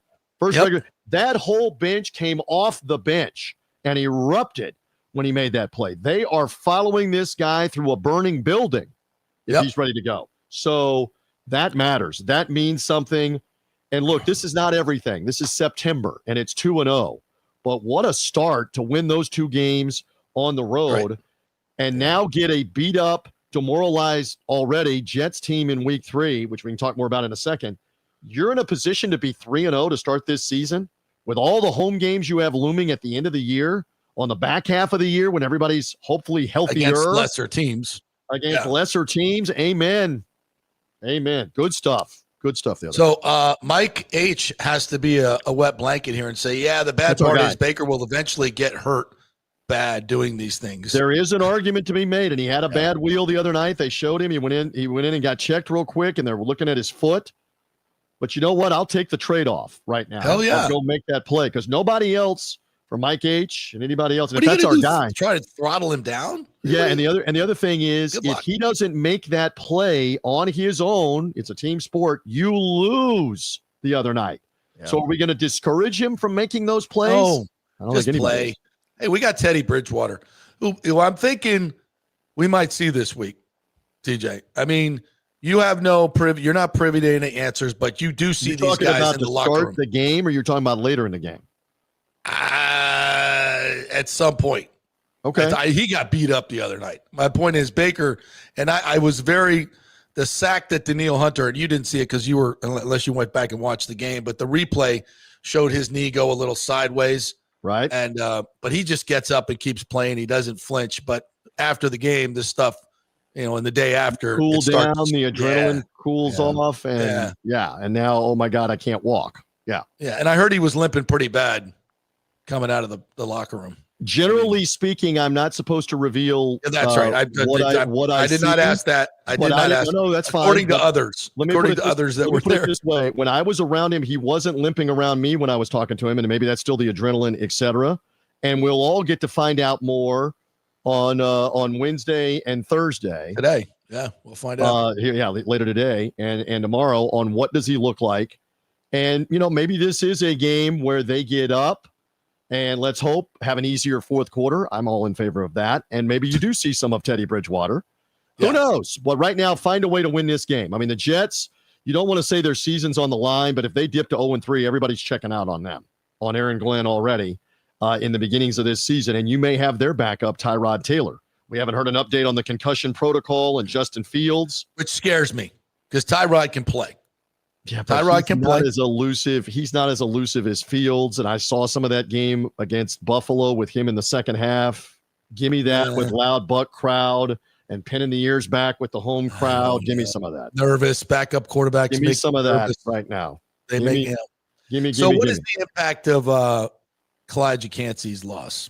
It's large at the moment because somebody's got to fill the void. They were counting on him. I mean, the shame of this is he was battling the calf injury the last 2 years. Right. You get him fully healthy to begin the year, and now you're in the first half of game 2, and he's reaching out while being blocked, trying to make a play, and ends up tearing the pectoral muscle. I mean, I knew it's easy to say this, but I knew it was not good when he was walking by me with the trainer and the look on his face, and then they said pectoral injury, and I'm like, oh boy. Because generally speaking, those players will tell you, when you've done something serious like that. And so he obviously knew. And so now it's next man up with Greg Gaines, who stuck his nose in there, Logan Hall, who you drafted a couple of years ago. And this Elijah Roberts, here we go again with Jason Light and his staff. This is a kid. He was in your part of the world, Timmy, at SMU last year as a mercenary, an NIL mercenary. And he had a lot of sacks last year. He had 2 in the playoff game with Penn State, for whatever that's worth. Yep. Formerly at Miami with the Hurricanes, made a couple of plays the other night. Yeah. So it's next man up. It's the best you can do with that injury. I'm seeing, by the way, I don't know if this is breaking news or not, Ian Rappaport, if you think he's got connections to the Bucs, he said that he posted on X about an hour ago Baker Mayfield took plenty of hits in the dramatic win on Monday Night Football against the Texans. His injuries did not require any MRIs or additional scans. He may take time off practice this week, but will be good to go for Sunday versus the Jets. There you go. Good to know. Get Good to him know. some more of that. Love He's that tough. chicken at Popeyes with the sauce. Energize him and turn him loose. And again, what a leader! Can't say it enough. You can just He's no Joe Burrow. You hearken back. God, Joe Burrow. You hearken back to like the 80s of Larry Bird, Magic Johnson, then eventually Michael Jordan. Yeah. And you just say Tiger Woods with it all on the line. They're not going to let their team lose, or Tiger's not going to lose this tournament. Yeah. That is the same kind of thing right now with Baker Mayfield in this mindset. I'm not going to let us lose. If it's close and I can do something about it, I mean, you'd love to be up by 21 points in the fourth quarter this week. Can I order that up? JP, can I order that up? Can I get a 21-point lead in the fourth quarter this week? It's not going to happen. But if it's not going to happen, I still roll with Baker with what we've seen. How do you doubt it at this point? And I think this team rolls with him also. Well, if you're looking at it from the other side, the Jets have their own quarterback issues. Yes. With Justin Fields and concussion protocol, and it doesn't look good right now. I know it's only Wednesday, right. but it's not looking good on Wednesday. I don't know that I'm more scared of Tyrod Taylor than I am Justin Fields. That's what JP was saying, but I saw some of that Bills game, and this is what he's been passed around too, like the offering plate at church. 16, yeah. How many teams? What'd you say? 7, 8? This is 16. Who was the team doctor? Was that the Chargers team doctor that gave him the injection in the ribs and punctured his lung prior to the game? Remember this story, yes. JP? Yeah. To try to give him a painkiller injection, and he injected him and punctured his lung, and they got to go to the emergency room. Talk about the team doctor want to get away. Was that the Chargers? Want to get away? Was that the Chargers? Chargers, yes. Ownership, cheapest ownership group in America. Tyrod has been Probably a while. got some doctor He's from been around a Tijuana. while. Hey, come on up here. We need. Look, Tyrod has been in the NFL for a while. The Bucs will talk him up. Yeah. But I would rather go against him than a healthy, full-go Justin Fields. All right. In this game with the Jets. So here's a lot of these are making the rounds. What is that? My eyesight's horrific. What is has that? Baker Mayfield Put it closer to the camera. There you go. Has Baker Mayfield reached elite status? And it's comparing his numbers to Mahomes, Josh Allen, Joe Burrow. I got you. Yeah. What say you? He's got 8,900 yards passing, more than any of the other guys. He's got 74 touchdowns for the Buccaneers in 2 seasons and 2 games. This is since 74. 2023. 74 to Mahomes 55, Allen's 59, Burrow's 60, and Lamar's 71. Completion percentage 67.4 to 66 for Mahomes, 65 for Allen, 68 for Burrow, and 67. So he leads everybody but Burrow. Rating 100.6. They got your graphic up on the screen, Captain. There you go. There it is. More than Mahomes, more than Allen, just a tick below Burrow and Lamar Jackson. And then record 21-15. These other guys have better records, except Burrow at 16-13. I mean, the numbers don't lie. And then how many fourth quarter comebacks these 2 years and 2 games? Probably half dozen easily. Yeah. Where you had to have it. It's just he has been this year. Yeah. And we've talked about this from day one. The culture fit is so perfect, not only for the team, but for the city. I mean, he's not going anywhere. And I love what this cat brings to the table. I just want him to win a Super Bowl so bad for this team because it would elevate him over the Brady years. I just love the dude and all the impact that he's making in the community with his wife. He gets it. I agree with you. Yeah. And so, again, it's a long season. A lot can happen. We saw the injuries in the middle of the year last year to Evans and Godwin, obviously, that hampered things, and they kind of swooned. But then they come off the bye week and go 6-1 down the stretch of the season. That's what you're so encouraged about with all those home games at the end of the year, too. Playing 4 of the last 6 at home, including getting the Saints, the Falcons, and the Panthers all at the end of the year at home, which you would want. So stay tuned on the overall there with the schedule. But yeah, I can't. I mean, the winning Levante David talked to me about it after the game, late night, Monday night, on the culture that's here, the belief that's here. It took a long time. He went through a lot of losing, a lot of fired coaches to now get to the point with the Brady-led teams and now the Baker-led teams on offense and Levante's every bit the leader of that defense. Of we believe now that we're going to win, and we believe in the clutch we're going to win. Somebody's going to make the play. So, again, there's a lot to be excited about. Long way to go. 15 games to go in the regular season. It is a marathon to even get to January in the postseason. But right now, you got to be happy. So, not to look ahead or anything, but if the Bucs beat the Jets, Bucs beat the Jets, you're 3-0. If Philly beats the Rams, they're 3-0. Heading into week 4. 2 undefeated teams. I know it's only 3-0. Is there any chance that the NFL moves that from a 1:00 game? We were speculating. I don't believe they can in the first 4 weeks. And here's why they're not. And I'm surprised because you're right there in the wheelhouse. The Sunday night game next Sunday night is the Green Bay Packers visiting the Dallas Cowboys and the return of Micah Parsons. There are few guarantees in life: death, taxes, JP Peterson from 5 feet with a ducat on the line. There are few guarantees in life. I'm going to make a guarantee. They ain't moving that Packer-Cowboy game off Sunday Night Football. No, but they can make it the late afternoon game, though, right? They could. The late afternoon game next weekend, I believe, is Baltimore and Kansas City, I think. They want that. Yeah, and so that game, that is on like CBS, and Fox wants this game at 1:00. That's going to be Kevin Burkhardt and Tom Brady. I already heard that for the Eagles-Bucs game next week. So Brady's coming to town? Brady will be here for Bucs Eagles, just like they were in week 4 last year. Yeah. So do we we welcome him in to the to One Buck Place? Yes. And sit down with the coaches, check out our film. Yeah, at this point, it's bizarre. They've greenlit that. They've greenlit that again. No, so what I heard yesterday, and I believe this was clarification, he is allowed in production meetings, but those production meetings cannot be at the team facility. Okay. They have to be offsite. And again, he can't go to One Buck Place. And let's just share this. All right. So he's calling the game in Kansas City on Sunday. All right. We're at the stadium. The Buck game is over. I'm off the air, and I look on social media, and he's in the Raiders coaching booth with a headset on Monday night, the next night. It's almost as if the Raiders are pushing this and Brady's pushing this on how far can we go? How far, what can we get away with here with him being there? Did he think he wasn't going to be seen? Of course not. If ESPN wasn't showing him, somebody would have gotten video or a picture of him in the booth and would have put it on social media. Of course. The arrogance. Of course. Wow. Because he was kind of sitting back in the suite, right? He wasn't like up in the front. So you wonder if he was trying to be a little covert, you know. And by the way, I mean, this is not uncommon because the new daughters of Jim Irsay, the late Jim Irsay, they have been doing this the last couple of years. And one of the daughters was on the sideline with a headset on. Carly Irsay Gordon, taking notes. They want firsthand info on who knows what they're doing with this or not. Maybe some would say that's micromanaging. That's ridiculous. I mean, let's just go next level. All right. Jerry's been doing this for 40 years. Okay, but Jerry's not been in the booth with the headset on though. No.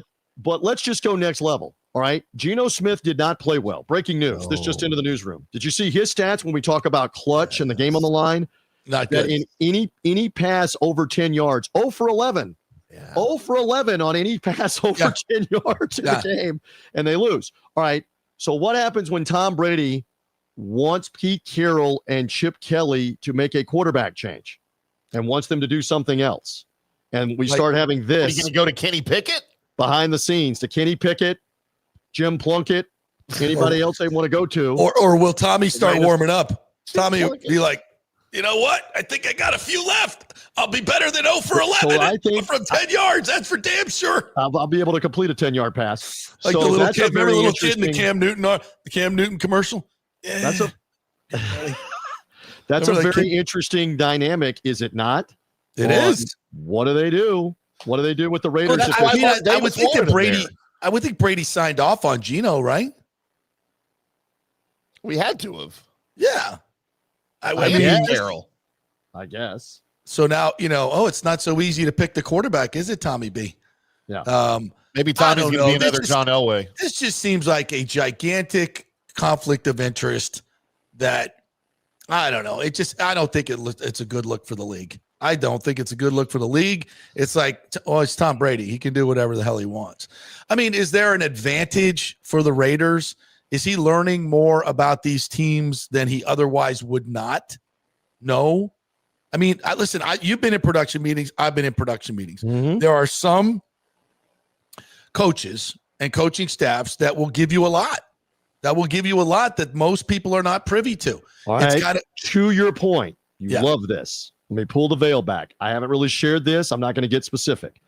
But when I was doing the pregame interview with Todd Bowles, he was first on the production meeting with ESPN, all right, with the Monday Night Crew, with Troy Aikman, Joe Buck, Laura Rutledge, Lisa Salters. They were all virtually on a production meeting with him.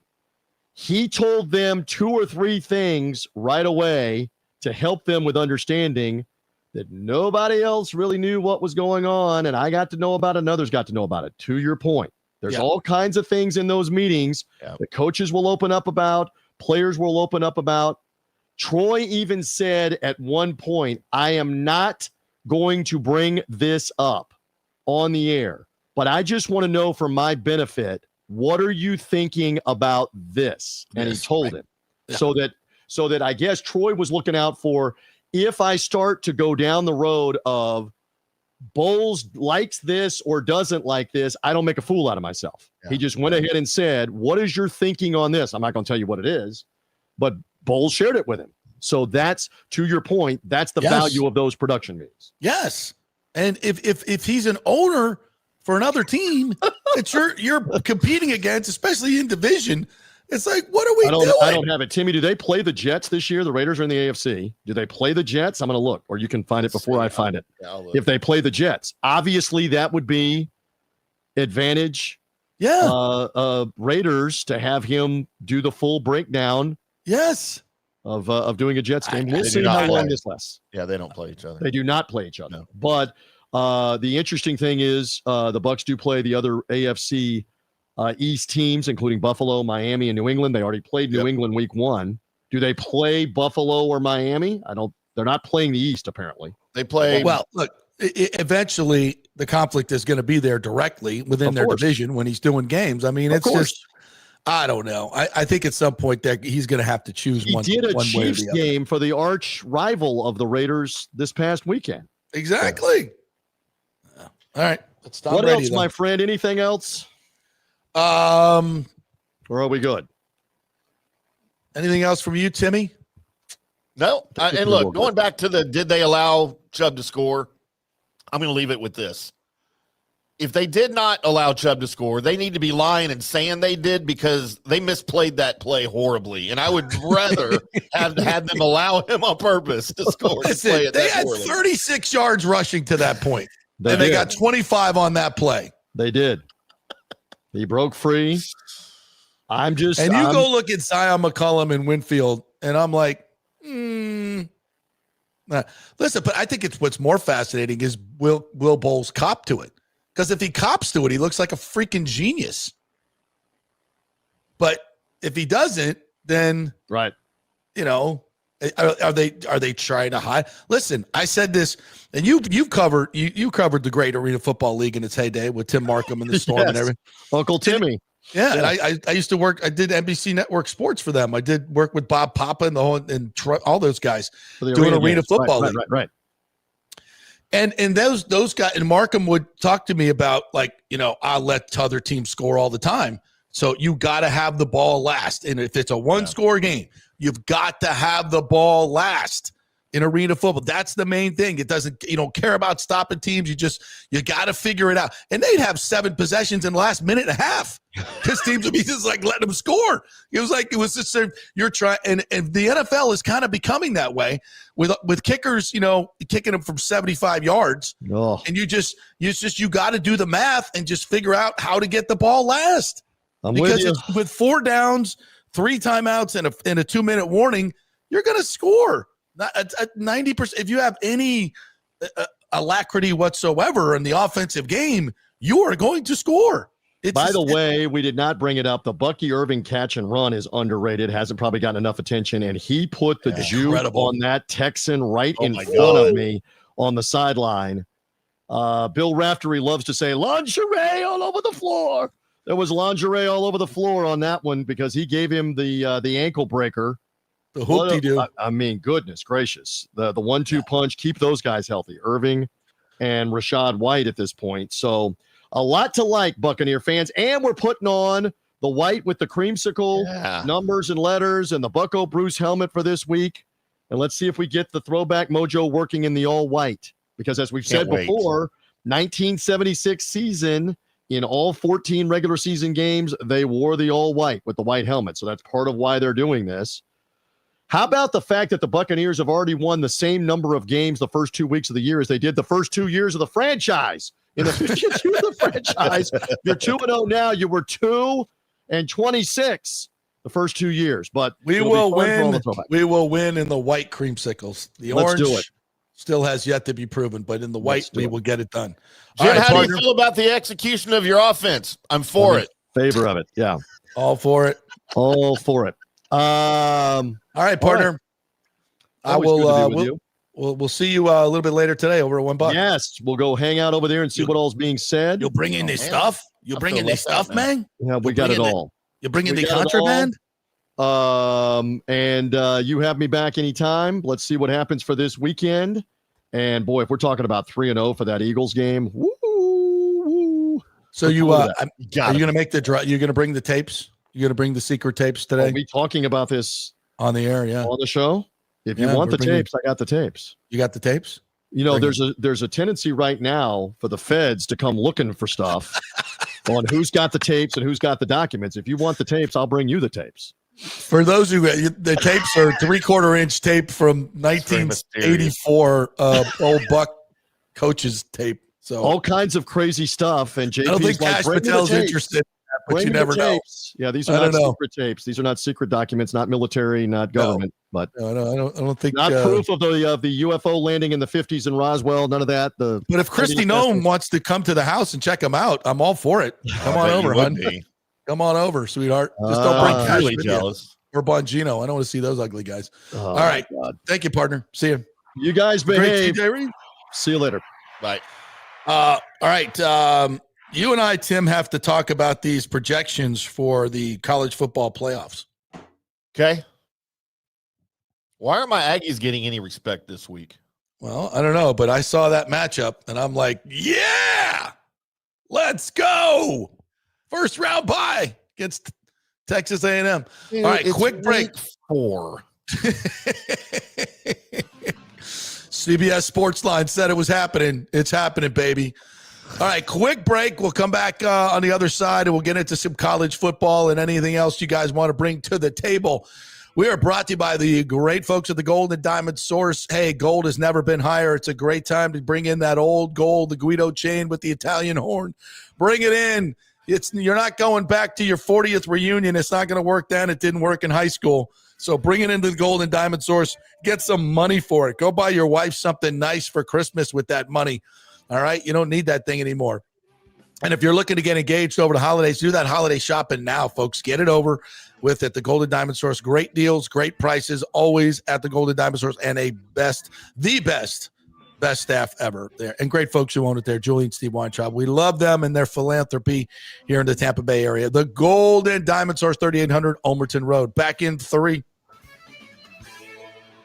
JP here for Riveters, the official sports bar and grill of the JP Peterson Show. We're located just south of Ray J and Steinbrenner Field, so it's a great pre- and post-game spot, and the happy hour is amazing. Monday through Friday, 3 to 7. Check out these specials. $3 Bud Light drafts, $4 domestic bottles, $5 wells, $6 premium wells, $6 cocktails like margaritas. That's unheard of. And the Riveters food is freshly made daily. No freezers. Happy hour food specials include $3.50 tacos and barbecue sliders. $6 you get edamame or chips with the beer cheese, which is amazing. $8 buffalo chicken dip, my favorite. The truffle fries, chili cheese fries, also $8 at happy hour. as well as other specials throughout the week, including Taco Tuesdays, you get $3 tacos, and Wing Wednesdays, 7 o'clock to 1 a.m. in the morning, you get our amazing wings, 5 for $5 and $5 wells and wines. That's a good Wednesday night. So if you're tired of the preppy, overpriced, generic sports bars, come see the amazing, friendly bartenders and staff at Riveters, where customer service really matters. Riveters, just south of where the Rays and Bucs play. We'll see you there. Experience the art of driving at Genesis of Tampa, where luxury meets innovation and every detail is crafted for you. From the bold G70 to the refined GV80, Genesis delivers power, elegance, and technology years ahead of its time. Book service online, and our Genesis Experience advisors will pick you up and drop off your vehicle. If available, you can enjoy a courtesy car while yours gets a complimentary interior vacuum plus a generous offer for your trade. Every new Genesis comes with the Miracle Advantage Plan, 10 years or 250,000 miles of powertrain warranty and 4 years of complimentary maintenance. Visit us at 801 East Bears Avenue or online at genesisoftampa.com. Genesis of Tampa, luxury redefined. Italiano Insurance would like to congratulate the Bucs on their 50th anniversary season. And you know what? We've been here for every season and then some, over 60 years in business.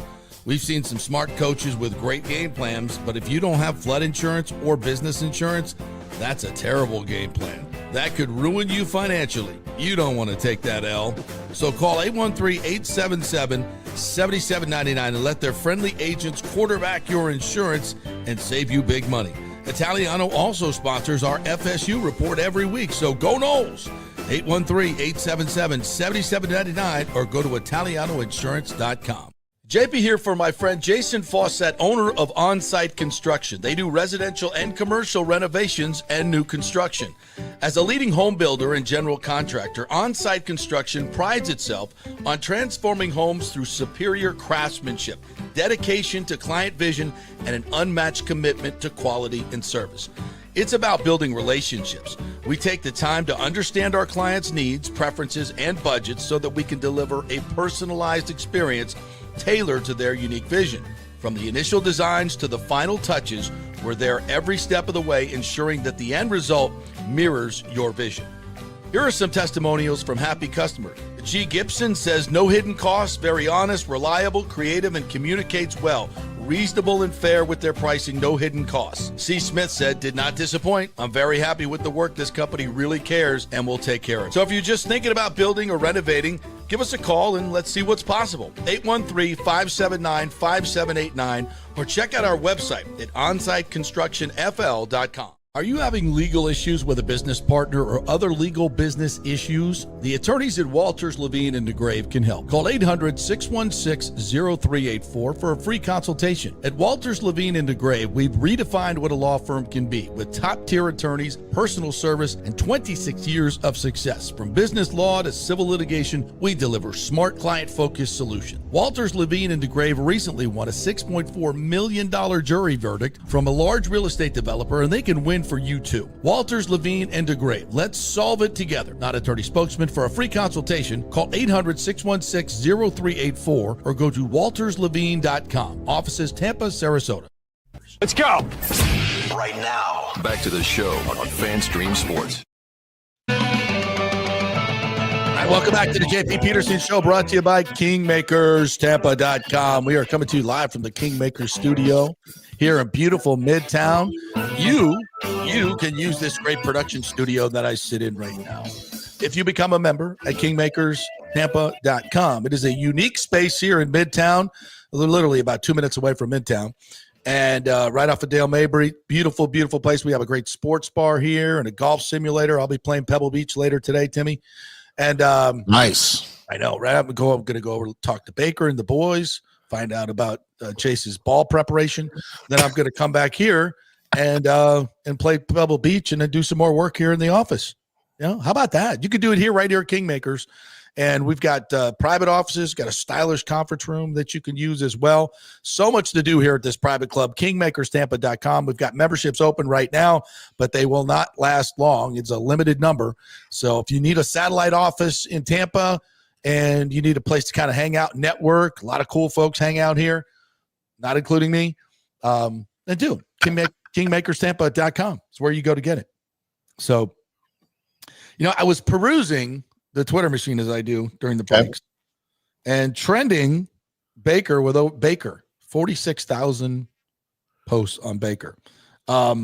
Here's another one. This was Baker Mayfield became the first quarterback since Brett Favre in 1999 to lead game-winning touchdown drives with less than 2:30 left in back-to-back games. I think you might have had that stat yesterday, but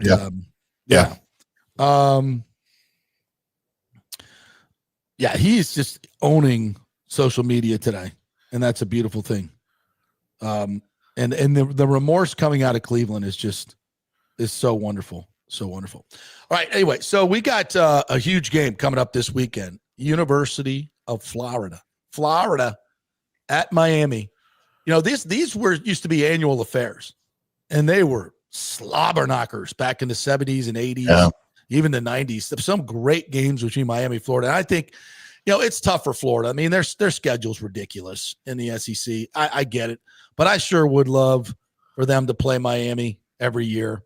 It's such a good matchup, and there's so much at stake. Now you say for Miami, look, they're up to what, number 4 now?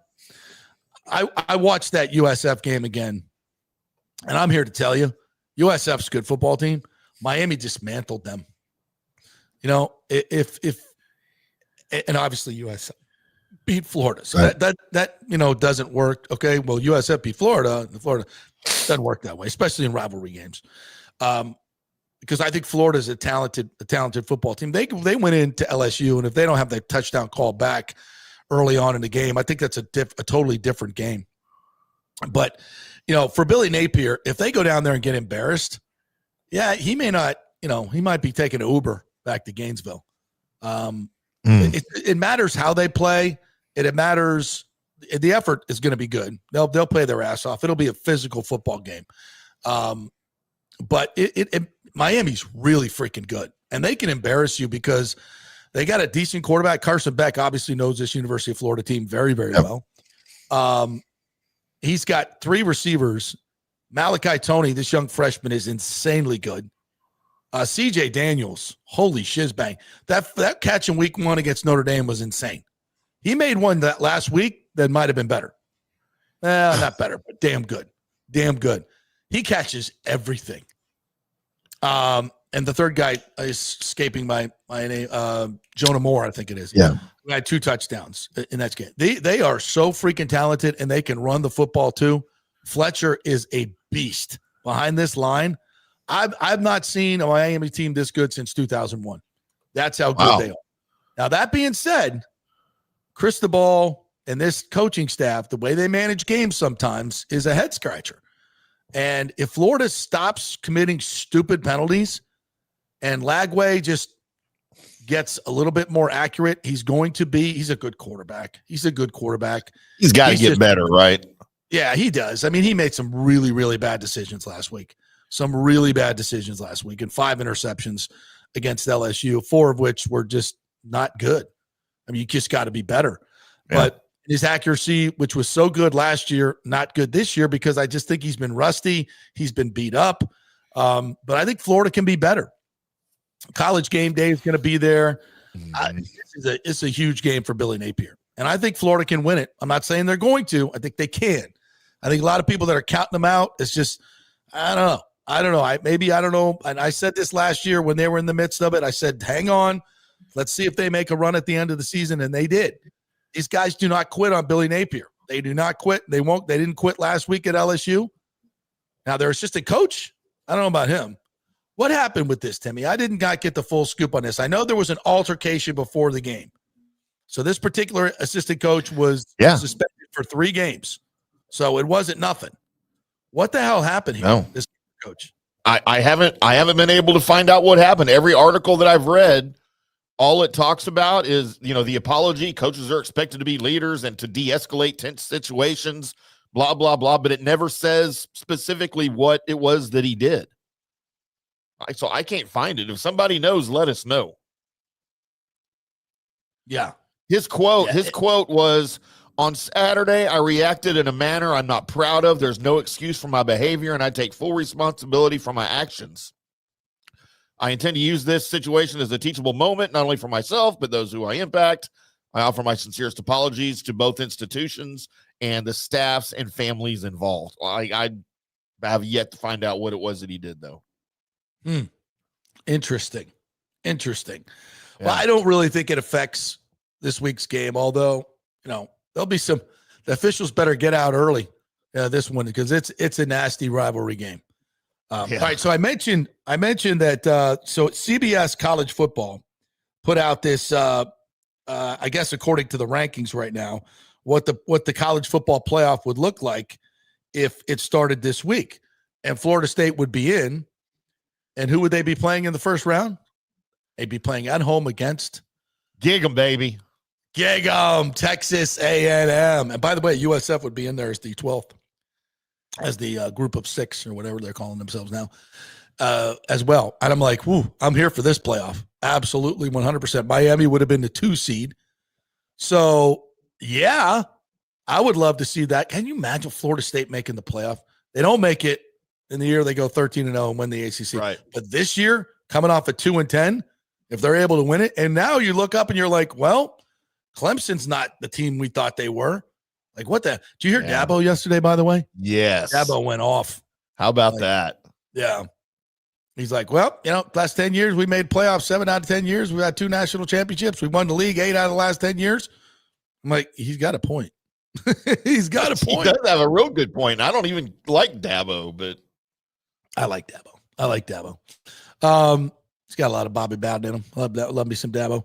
But this is you got the graphic. Okay, here we go. So USF at Georgia, week 1. Oh, that'd be fun. Illinois is that Texas Tech? What the hell is that? Yeah, Texas Tech. In the 8th spot? Okay. By the way, you haven't followed Texas Tech football.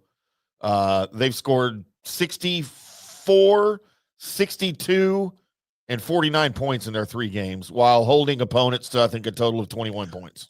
Are they good? Yeah, they're real good. They finally got a defense in Lubbock. Oklahoma against Oregon. Oh, that'd be a really good game. That Venables defense against Oregon. Heisman Trophy Texas winner. A&M Gig 'em at FSU in Tallahassee. God, that'd be so great. What would that be, like last week of December? Yeah. It'd be cold. Be chilly in Tallahassee. Then, Penn State with the automatic bye against the USF Georgia winner. Ohio State awaiting the Illinois Texas Tech winner. A lot of blue bloods not in this, by the way. No Alabama. Interesting. Oklahoma, Oregon winner would take on LSU. I still think LSU is going to falter. I don't know why, but I'm not a Brian Kelly believer. I'm not either, but they've got a pretty easy schedule the rest of the way. And then I'm not a believer in Penn State at all. Okay. Yeah. And then when FSU dismisses the Aggies, we would play UM. So the Aggies will head to Miami. Wow. I love it though. I love it. So we fixed the first round buys, right? This year we fixed that part of it. And then we have a 12-team playoff. And I do not want a 16-team playoff. We don't need all that nonsense. We don't need a lot all that of football, man. It's a lot. I mean, one thing we learned last year is we don't need more teams. We need less. I don't know. Take your pick. But I think 12 is good. I think 12 is really good. Johnny O'Leary says, great show. Don't get to see live golf. They just had a quick lesson. Wedge, more upright swing, and hands at the end. Where's Johnny Gerber when we need him? Johnny Gerber at this very moment is probably in surgery right now. Is he in surgery? All right, yeah, he's having the first of the 2 necessary procedures to replace all the bionic equipment inside his chest. Man, that is all right. Good luck, Johnny. Prayers for you, buddy. Yep. If you want to put up his picks for this week, feel free. Mike H says, is there a massage parlor or stripper pole at Kingmakers? Come on, Mike. Come on. I mean, yeah. Yeah, there's. We have a massage table. We do have a massage. We have a little mini gym and a massage table right next to the treadmill. So in the golf simulator room. So yeah, we get a massage, play Pebble Beach this afternoon, get a little workout in. Yeah. I go to the sports bar, hang out. Yeah. It looks like they got a comfy couch in there. Yeah, One of that big screen TV. Lots of comfy couches and recliners. Yeah. Danny Boy Kane says, and by the way, my podcast tonight I have to postpone from last night. My guest will be Scott Carter. You're stealing my guest now, Danny Boy Kane? What the F? Who covers the Gators for FloridaGators.com, and we'll preview the game. The recording will be at 8 o'clock Eastern, and the pod drops tomorrow night at midnight on Spotify and 8 a.m. Friday morning on YouTube. All right, Danny Boy, we'll be watching, buddy. There's your plug. We got it on there. By the way, John Gerber will be on the show next week to preview Ryder Cup because it's Ryder Cup week next week. Oh, that's right. Yeah, there's no tournament this week. Oh, that's right. Yeah, I thought I saw his be with us to preview. And JP, I'm not going to lie, I'm a little scared for the U.S. team. Not going to lie. Oh, I am. Yeah. JP's Dabo sounds like John Morgan. It's all the same. They're all the same. David Terry says, please tell me the Nick Paul injury is not true. I just saw this. Nick Paul out till November. I have not confirmed said yet. So I can't tell you for sure. Have you seen anything on this, Johnny? Nick Paul, that would not be good. Nick Paul had surgery. He is out until November. Just announced. Yeah, it's because Lightning Media Day today. Yeah. So we have some of those injuries or interesting tidbits for you tomorrow. Yeah, out until November. Upper body injury. No good. It's not a good way to start. Had surgery this past week. Was a lingering issue. Team tried conservative measures throughout the offseason, but it wasn't improving. Sounds like a Tristan Wirfs situation. Yeah, it really does, doesn't it? Yeah. People will say, well, why didn't you just get surgery? Well, it's not that easy. It's not so cut and dried, and I think most players would rather take the conservative route before, and try to avoid surgery as much as possible. I think that's the right way to go. Maybe his health insurance required him to try alternative options to heal rather than surgery. I hope his doctor speaks better English than mine did. Oh, God, that's the worst. Good God. Sergio Belcher said Cody Mock not seen today in the team's walkthrough. Oh, my God. Our only healthy offensive lineman playing is the only position. Now he's out. All right. Okay, well, you know what I'm going to do? Since Bowles is at 12:10 today, I'm going to get out of it. Let's get out of here now. And I'll see if I can make it over there in time for Todd Bowles to ask him that question that seems to be so elusive. So thank you guys for joining us. Thank you to TJ Reeves. Thank you, IndyCar Tim, for playing hurt today. We both were with a little bit of head cold today. Sudafed worked. We will see you guys tomorrow. Check out social media. We'll see if we can get some answers on ball preparation and if they let them score. That's what we're going to try to find out. And we will be back tomorrow with more fun and frivolity. See you then.